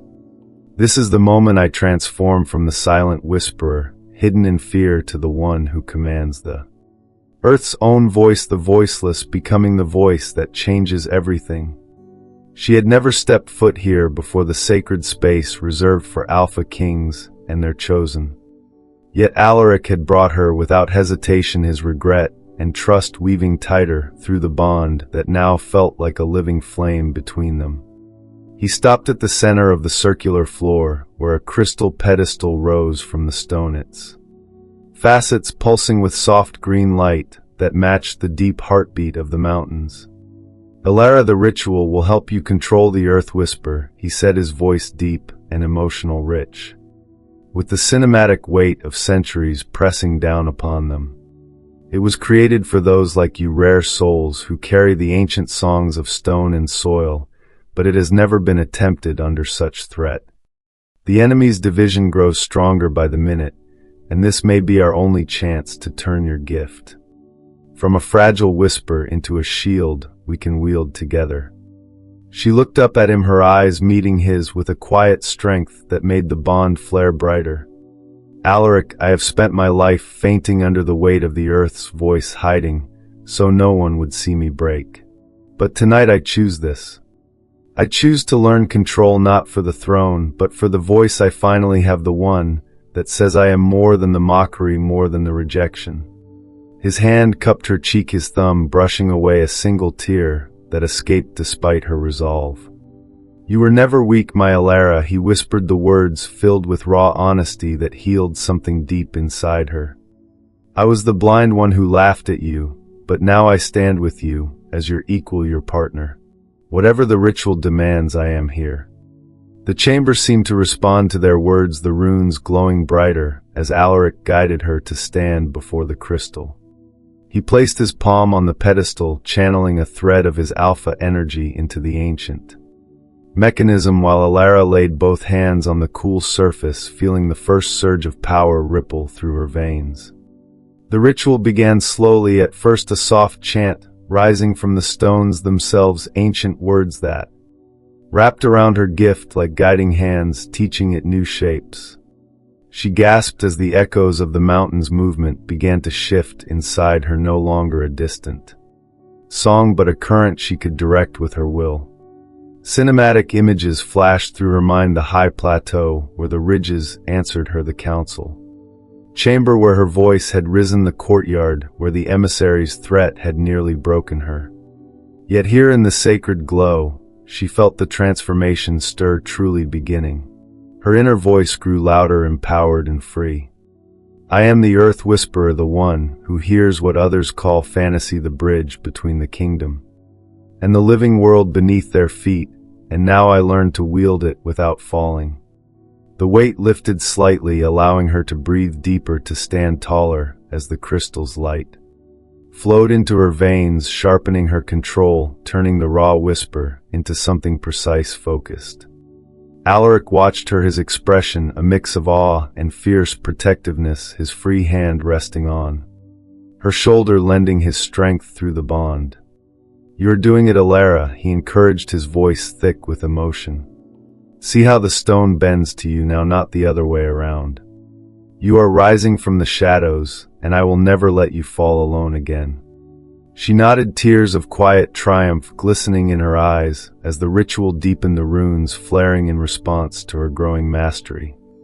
For the first time, the gift felt like an extension of her, well, not a curse that drained her, but a power she could shape to protect the kingdom, the Omegas, the invisible ones who had suffered as she once had. The bond between them pulsed with shared purpose, Alaric's regret transforming fully into devotion, as he witnessed her strength unfold like a mountain rising in moonlight. Yet as the ritual reached its first peak, a sudden violent surge of amplified division crashed against the palace wards above, far stronger than before, the enemy forces pushing their weaponized doubt to its limit. Elara staggered, the crystal flaring wildly as the new wave threatened to overwhelm her hard-won control, the weight surging back with crushing force. She gripped the pedestal tighter, her voice steady despite the pain. Alaric, it is testing me, pushing to see if I will break. The ritual is working, but the threat knows we are here. He pulled her closer, his arms wrapping around her as the chamber trembled, the runes flickering with strain. Hold on, my love, he urged, the endearment slipping free in the heat of the moment. We finish this together. But even as her gift stabilized under the ancient guidance, a terrifying realization bloomed in Elara's mind, the mini cliffhanger hanging like a blade above them. What if the ritual's success came too late? What if the amplified division had already found a crack in the palace defenses, using her own emerging power as a beacon to strike directly at the bond they had only just begun to forge, leaving the transformation incomplete and the kingdom vulnerable at the very moment she was learning to become the queen she was always meant to be. The ancient ritual chamber pulsed with an intensifying green radiance as the ancient runes blazed across the stone walls like veins of living mountain light, reaching their crescendo. Elara Voss stood at the crystal pedestal, her hands still pressed firmly against its glowing surface, while King Alaric Thorn held her steady, his strong arms wrapped around her waist, anchoring her against the final violent surge of amplified division crashing from above. The weight inside her chest no longer felt like a distant song, but a river she could direct with intention, a living current that bent to her will instead of pulling her under. She gasped as the last barriers within her gift shattered completely, the transformation completing.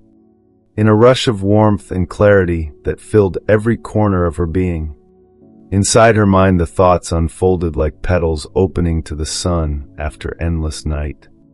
I am no longer the girl who whispered in fear, absorbing the land's pain in silence. I am the Earthwhisper, the one who commands the ancient songs of stone and soil, and now I understand my true role. Not just to seal a pass, but to heal the kingdom, to give voice to every invisible omega and every forgotten ridge that has suffered as I once did. The power settled deep within her, refined and controlled, no longer a fragile whisper, but an extension of her own heart. She could sense the amplified division beyond the palace walls, now not as an overwhelming tide, but as separate threads she could touch, selectively absorb and redirect without draining herself completely. The crystal's light flowed into her veins one final time, sealing the awakening, and she lifted her head, her eyes bright with a quiet fire that made the bond between her and Alaric blaze like a golden sunrise. Alaric, she whispered, her voice soft, yet carrying a new resonance that echoed through the sacred space. I feel it all. The division, they weaponize the pain of the Omegas hidden in the outer districts, even the doubts of the nobles who still cling to the old ways. But I can hold it now, shape it, guide it. I am awake. He turned her gently to face him, his large hands framing her face, his expression filled with awe and a profound emotional depth that spoke of complete redemption. Elara, you have risen beyond anything I ever imagined, he said, his voice thick with feeling, the cinematic glow of the runes reflecting in his eyes like stars honoring her transformation. I watched you carry the mountain's burden alone on that plateau, and I regretted every mocking word. But seeing you now mastering this gift, it heals something I did not know was broken in me. You are not just my bond, you are the future of this kingdom, the voice of the voiceless made whole.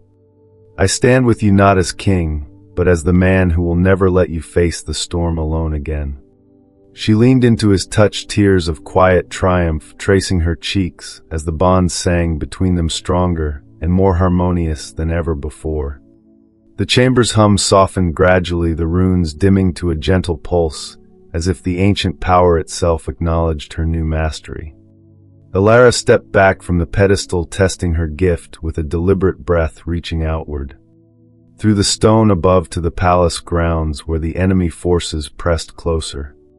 She drew a single thread of their amplified division into herself, then released it, transformed into calm, sending a wave of unity rolling outward like a protective veil that eased the tension in the guard's shoulders and cleared the minds of the council members still debating above.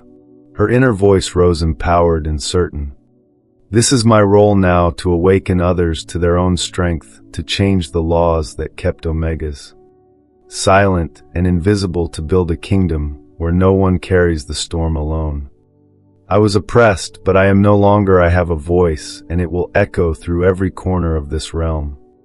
Alaric watched her, his pride and devotion shining openly, as he took her hand, leading her toward the stairs that would return them to the world above. You have become the queen this kingdom has always needed, he murmured, the words wrapping around her heart like a promise fulfilled. Together we will face whatever waits beyond these walls. Elara nodded, her steps steady and sure, for the first time. No dizziness, no collapse, only a profound understanding of her place in the grand design. The bond thrummed with shared purpose, their slow-burn connection, now a solid foundation, ready to support the changes she knew must come. Yet as they ascended the final steps, emerging into the upper palace halls where torchlight met the First hints of dawn, a sudden sharper ripple of division sliced through her newly awakened senses. It was not the enemy forces alone, but something closer, a betrayal stirring within the council itself.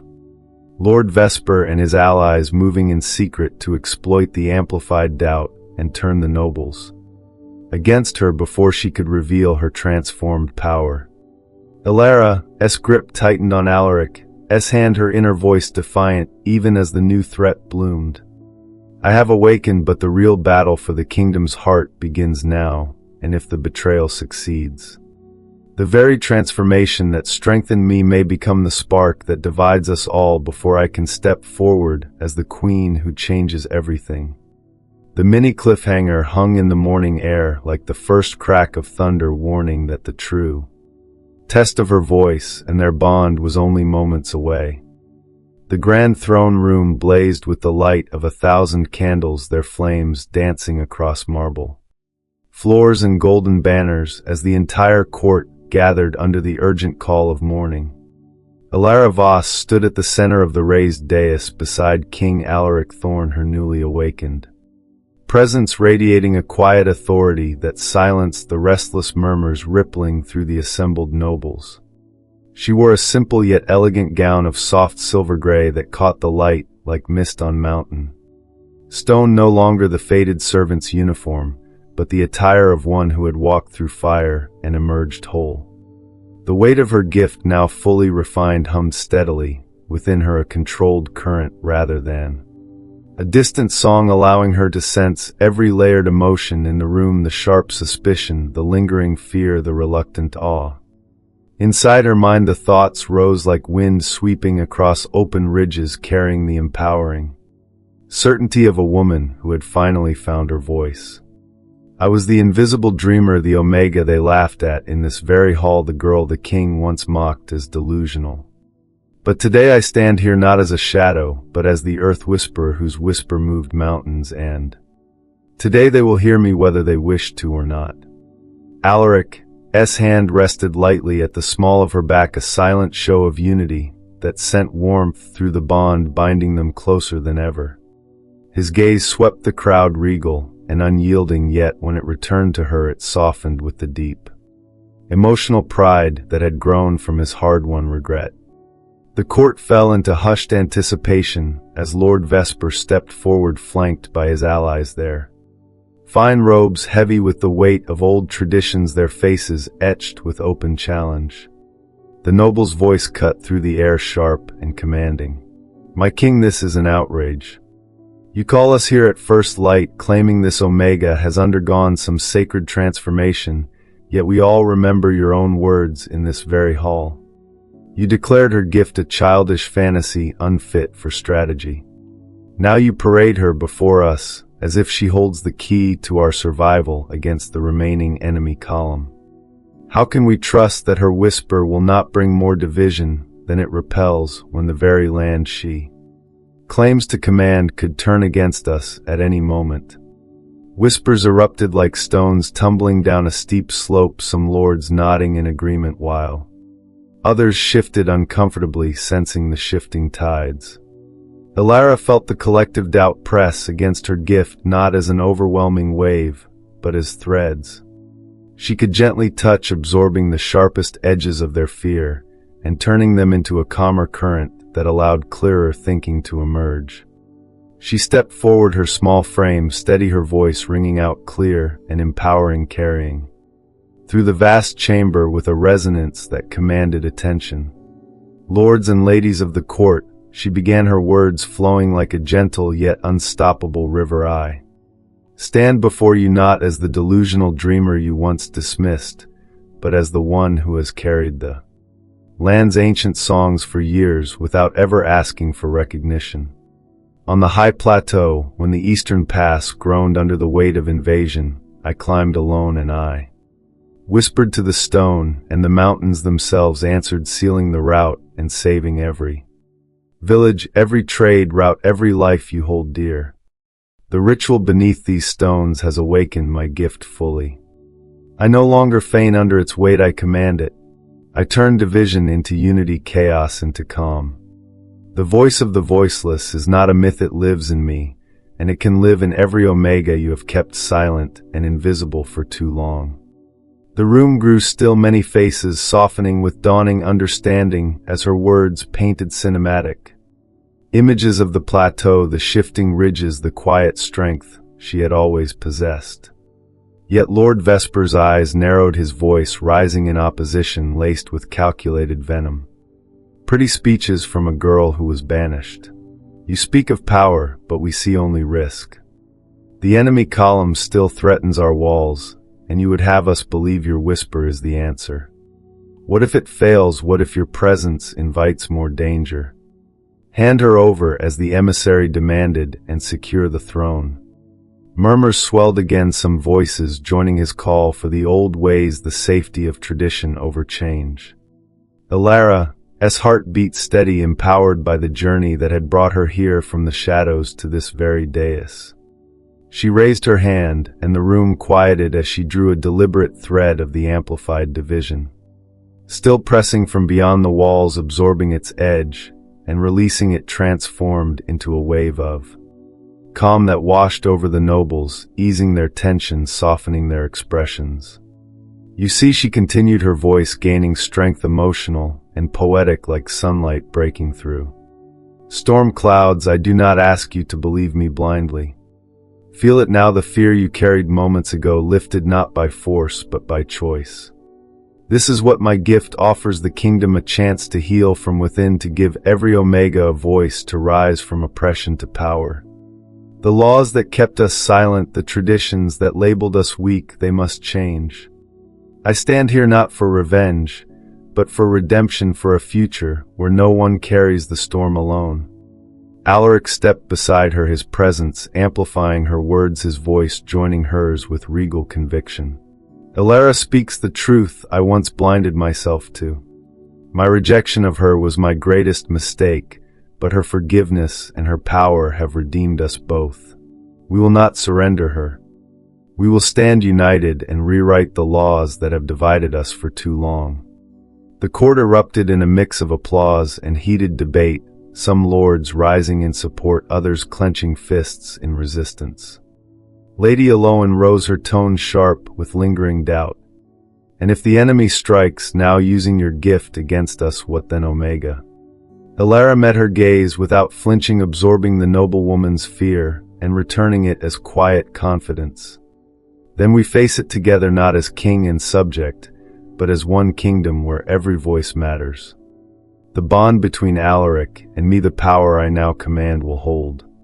Yet even as her words settled like seeds of change, a sudden violent surge of amplified division slammed against the palace ward, stronger than before, the remaining enemy column launching their final assault. At the very moment the confrontation peaked, Elara staggered slightly, absorbing the brunt, instinctively her newly controlled gift flaring to protect the room, but the effort revealed a hidden crack, the betrayal Lord Vesper had secretly signaled to allies outside the walls.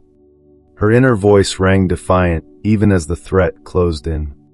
I have found my voice, I have risen, but if this public stand has exposed us too soon, the kingdom we fight to save may fall before the new laws can even be written.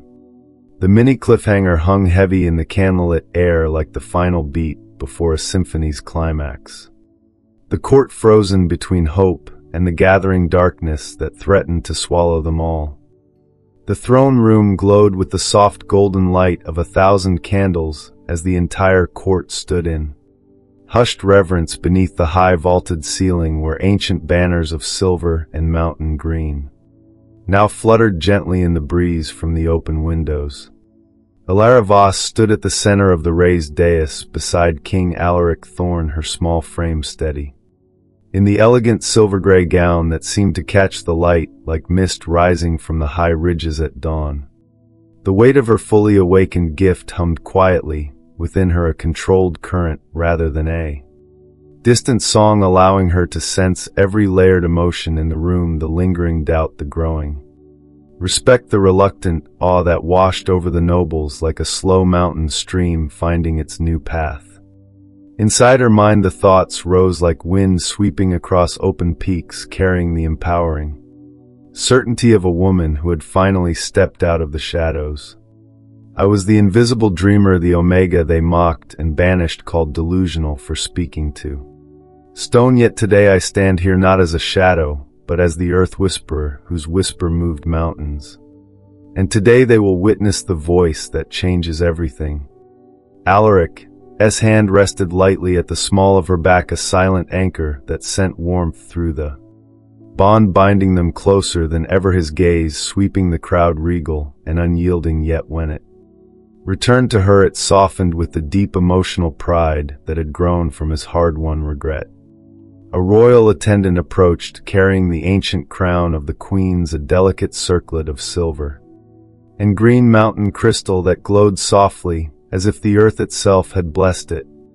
Alaric turned to her, his voice low and rich with feeling, carrying the cinematic weight of their shared journey. Elara Voss, you have risen from the one I once laughed at to the one who saved us all.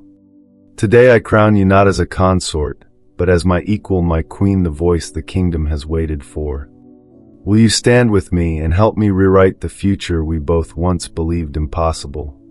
She met his eyes, her heart swelling with quiet triumph as she knelt gracefully before him, the silver-gray fabric pooling like liquid stone around her. The bond flared brighter between them, a golden thread of fate and choice intertwining as Alaric placed the crown upon her brow, the cool crystal settling lightly like the gentle touch of the land itself.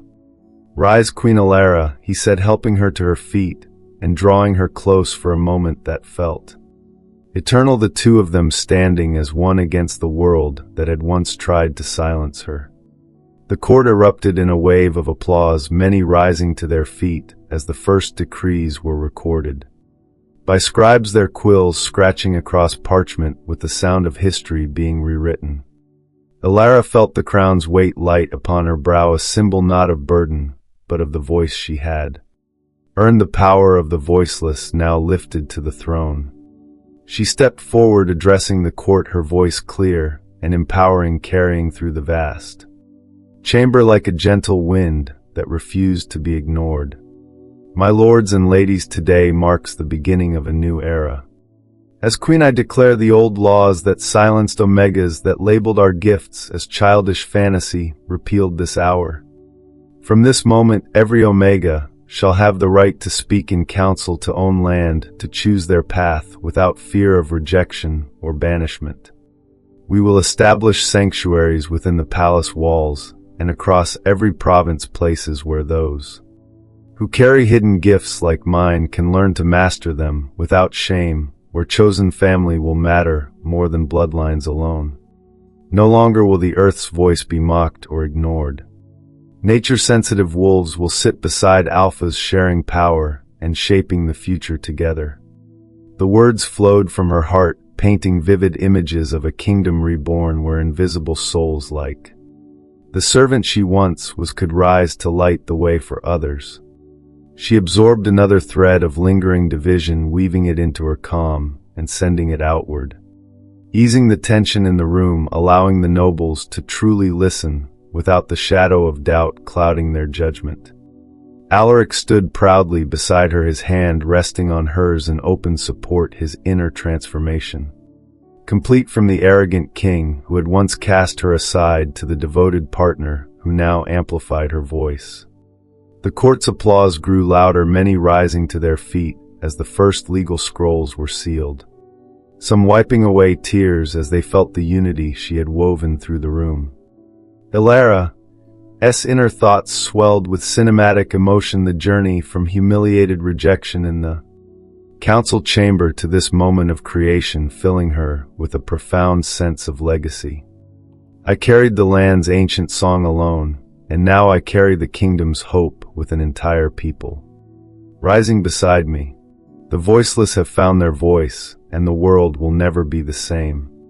As the decrees took hold, and the court began to cheer, a new wave of calm washed outward, her gift flaring gently to reinforce the palace walls against the remaining enemy column still threatening from beyond the sealed pass. She announced the immediate formation of the Equal Council and the opening of the first sanctuary by sunset, the words empowering every Omega servant listening from the edges of the room, their eyes shining with hope for the first time in years. Alaric leaned close, his voice low and filled with love. "You have changed everything, my queen," he murmured, the words wrapping around her heart like the warmest embrace. "From the moment I rejected you, I was lost, but you have led us both home." She smiled softly, her crown light upon her brow, as she absorbed a final lingering thread of external doubt from the distant borders, turning it into peace that spread beyond the walls. "This is only the beginning," she whispered back, "but already the sanctuary echoes with new voices, and the council table holds every perspective. We have built the foundation, now the kingdom will grow from it."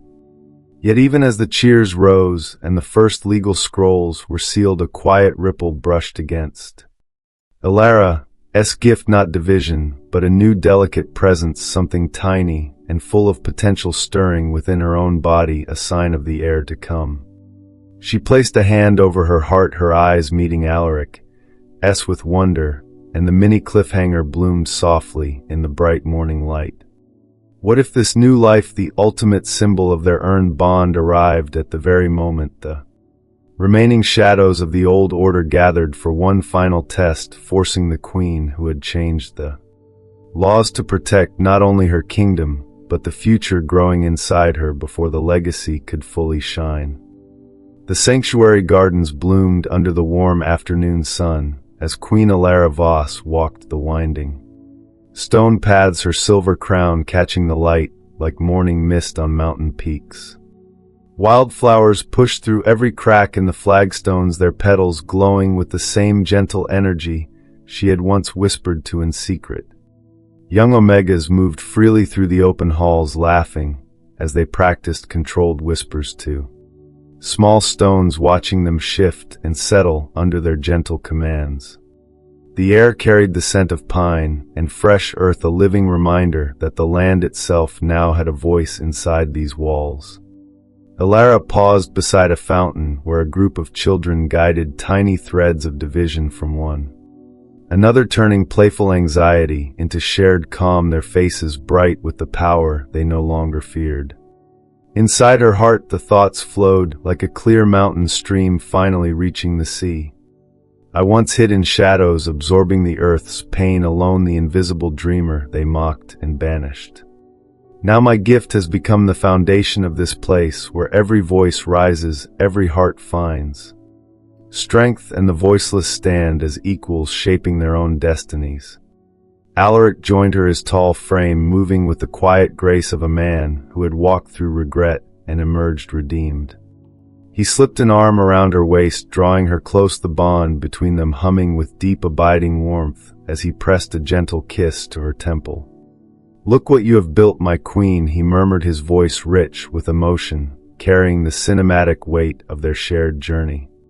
The Equal Council convenes in the Grand Hall, even now passing laws that will open sanctuaries like this across every province. Omegas sit beside Alphas, their words carrying the same weight, their gifts honored instead of hidden. "You have changed everything from the moment you whispered on that plateau to this day when our child will inherit a kingdom where no one is ever invisible again." Elara leaned into him, her eyes shining with tears of quiet triumph as they continued through the gardens toward the council chamber. The Equal Council met weekly now, its long table ringed with seats of equal height and beauty, where former servants now sat as representatives, sharing stories that once would have been silenced. Today they voted unanimously to expand the academy programs, training Omegas in every province to master their gifts with pride and support. Mira, the kind older cook who had once offered Elara comfort in the kitchens, now led the education, wing her voice strong as she spoke of chosen family bonds that had sustained her through years of shadows. "This is more than law," she told the council, "it is healing, and Queen Elara has given us the voice to demand it for every generation to come."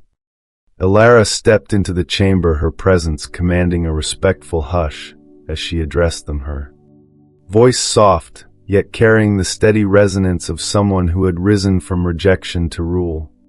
"The laws we pass today will echo through centuries," she said, painting vivid images of a bright future. "Where division no longer divided, but united, where every Omega child could dream without the weight of shame. We build not just sanctuaries, but a legacy where chosen family stands stronger than bloodlines alone. Where the voice of the voiceless becomes the strength of the whole kingdom." The council members nodded, their faces reflecting the transformation she had sparked, some wiping away tears as they felt the calm she wove through the room, absorbing the last lingering doubts and turning them into hope. Later that afternoon, as the sun dipped toward the horizon, Elara and Alaric stood on the balcony, overlooking the capital, the city streets alive with celebration banners of silver and green fluttering from every window. The remaining enemy column had retreated, their weaponized division dissolved by the united front of a kingdom that no longer feared its own heart. Elara felt the air stir within her, a tiny kick that brought a soft laugh to her lips, her inner thoughts swelling with profound emotion. "This child will grow in a world where Omegas are queens, where gifts are celebrated, not hidden, where the voice I found in the storm will guide them toward a future brighter than any crown." Alaric placed his hand over hers on her belly, his eyes filled with the love that had bloomed from his deepest regret. "Our heir will know the story of how their mother whispered to the mountains, and they answered how. She turned mockery into redemption and silence into song. You have given us all a legacy that will endure, Elara." She smiled, turning to kiss him, the bond flaring with golden warmth as the city below cheered for the queen who had changed everything. The sanctuary bells rang out across the palace, signaling the end of another day of learning, and the equal council chambers filled with plans for the next reforms, ensuring that no wolf would ever again feel the crushing weight of invisibility. As evening stars began to sparkle above the gardens, Elara stood with Alaric, watching the lights of the academy wing glow warmly, with students still practicing their gifts, laughing and supporting one another in the safe haven she had created. Her journey from the humiliated girl running from the council chamber to this moment of complete empowerment felt like a poetic circle finally closing. "I was oppressed and silent," she thought, "but I found my voice, and it changed the world. The voiceless have risen, and the kingdom blooms because of it." Yet even as the stars shone brighter, a quiet ripple brushed against Elara's gift, not division but a new delicate presence, something tiny and full of potential stirring within her own body, a sign of the heir to come, combined with the faint echo of the last enemy scouts regrouping far beyond the sealed pass. She placed a hand over her heart, her eyes meeting Alaric's with wonder, and the mini cliffhanger bloomed softly in the bright evening light. What if this new life, the ultimate symbol of their earned bond, arrived at the very moment the remaining shadows of the old order gathered for one final test, forcing the queen who had changed the laws to protect not only her kingdom, but the future growing inside her before the legacy could fully shine. The sun rose high over the palace spires, bathing the newly renamed Elara sanctuary in warm golden light that danced across blooming gardens and open training halls where Omegas of every age moved with newfound confidence. Queen Elara Voss walked the winding stone paths, her silver crown resting lightly on her brow, her hand resting protectively over the gentle swell of her belly, where the first heir to the united throne grew strong and full of promise. The sanctuary she had envisioned in the depths of the ritual chamber now thrived as a living academy, filled with laughter and learning, young Omegas practicing controlled whispers to small stones. Watching them shift and settle under their gentle commands, elders sharing stories of hidden gifts that once brought only shame. She paused beside a fountain, watching a group of children guide tiny threads of division from one another, turning playful anxiety into shared calm, their faces bright with the power they no longer feared. Inside her heart the thoughts flowed, like a clear mountain stream finally reaching the sea. I once hid in shadows, absorbing the earth's pain, alone the invisible dreamer they mocked and banished. Now my gift has become the foundation of this place, where every voice rises, every heart finds strength, and the voiceless stand as equals, shaping their own destinies. Alaric joined her, his tall frame moving with the quiet grace of a man who had walked through regret and emerged redeemed.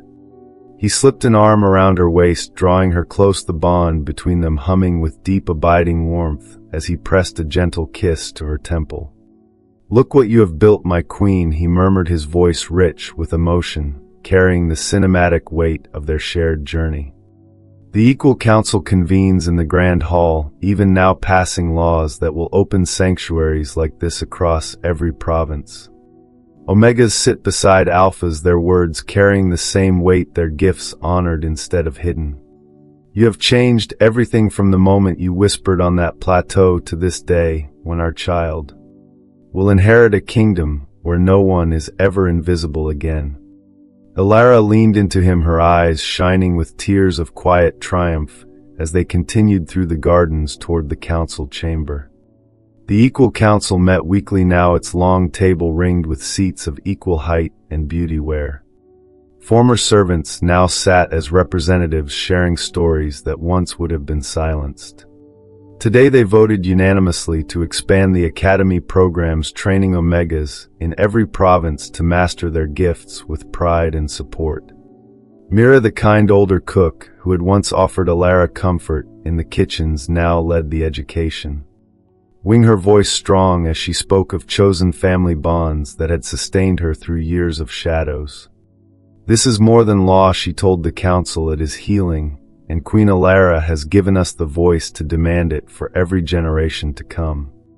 Elara stepped into the chamber, her presence commanding a respectful hush as she addressed them, her voice soft, yet carrying the steady resonance of someone who had risen from rejection to rule. "The laws we pass today will echo through centuries," she said, painting vivid images of a bright future, where division no longer divided but united, where every Omega child could dream without the weight of shame. "We build not just sanctuaries, but a legacy where chosen families stand stronger than bloodlines alone, where the voice of the voiceless becomes the strength of the whole kingdom." The council members nodded, their faces reflecting the transformation she had sparked, some wiping away tears as they felt the calm she wove through the room, absorbing the last lingering doubts and turning them into hope. Later that afternoon, as the sun dipped toward the horizon, Elara and Alaric stood on the balcony, overlooking the capital, the city streets alive with celebration, banners of silver and green fluttering from every window. The remaining enemy column had retreated, their weaponized division dissolved by the united front of a kingdom that no longer feared its own heart. Elara felt the air stir within her, a tiny kick that brought a soft laugh to her lips, her inner thoughts swelling with profound emotion. "This child will grow in a world where Omegas are queens, where gifts are celebrated, not hidden, where the voice I found in the storm will guide them toward a future brighter than any crown." Alaric placed his hand over hers on her belly, his eyes filled with the love that had bloomed from his deepest regret. "Our heir will know the story of how their mother whispered to the mountains, and they answered how. She turned mockery into redemption and silence into song. You have given us all a legacy that will endure, Elara." She smiled, turning to kiss him, the bond flaring with golden warmth as the city below cheered for the queen who had changed everything. The sanctuary bells rang out across the palace, signaling the end of another day of learning, and the Equal Council chambers filled with plans for the next reforms, ensuring that no wolf would ever again feel the crushing weight of invisibility. As evening stars began to sparkle above the gardens, Elara stood with Alaric, watching the lights of the academy wing glow warmly, with students still practicing their gifts, laughing and supporting one another in the safe haven she had created. Her journey from the humiliated girl running from the council chamber to this moment of complete Empowerment felt like a poetic circle finally closing. I was oppressed and silent, she thought, but I found my voice and it changed the world. The voiceless have risen, and the kingdom blooms because of it. Her story has come to an end, but our journey together continues. If you found this story inspiring and meaningful, please like the video to support me. Don't forget to subscribe to the channel and turn on notifications so you don't miss the next empowering stories. And if you have any thoughts about the characters, her journey, or want to share your own story, please comment below. I really look forward to reading and chatting with you.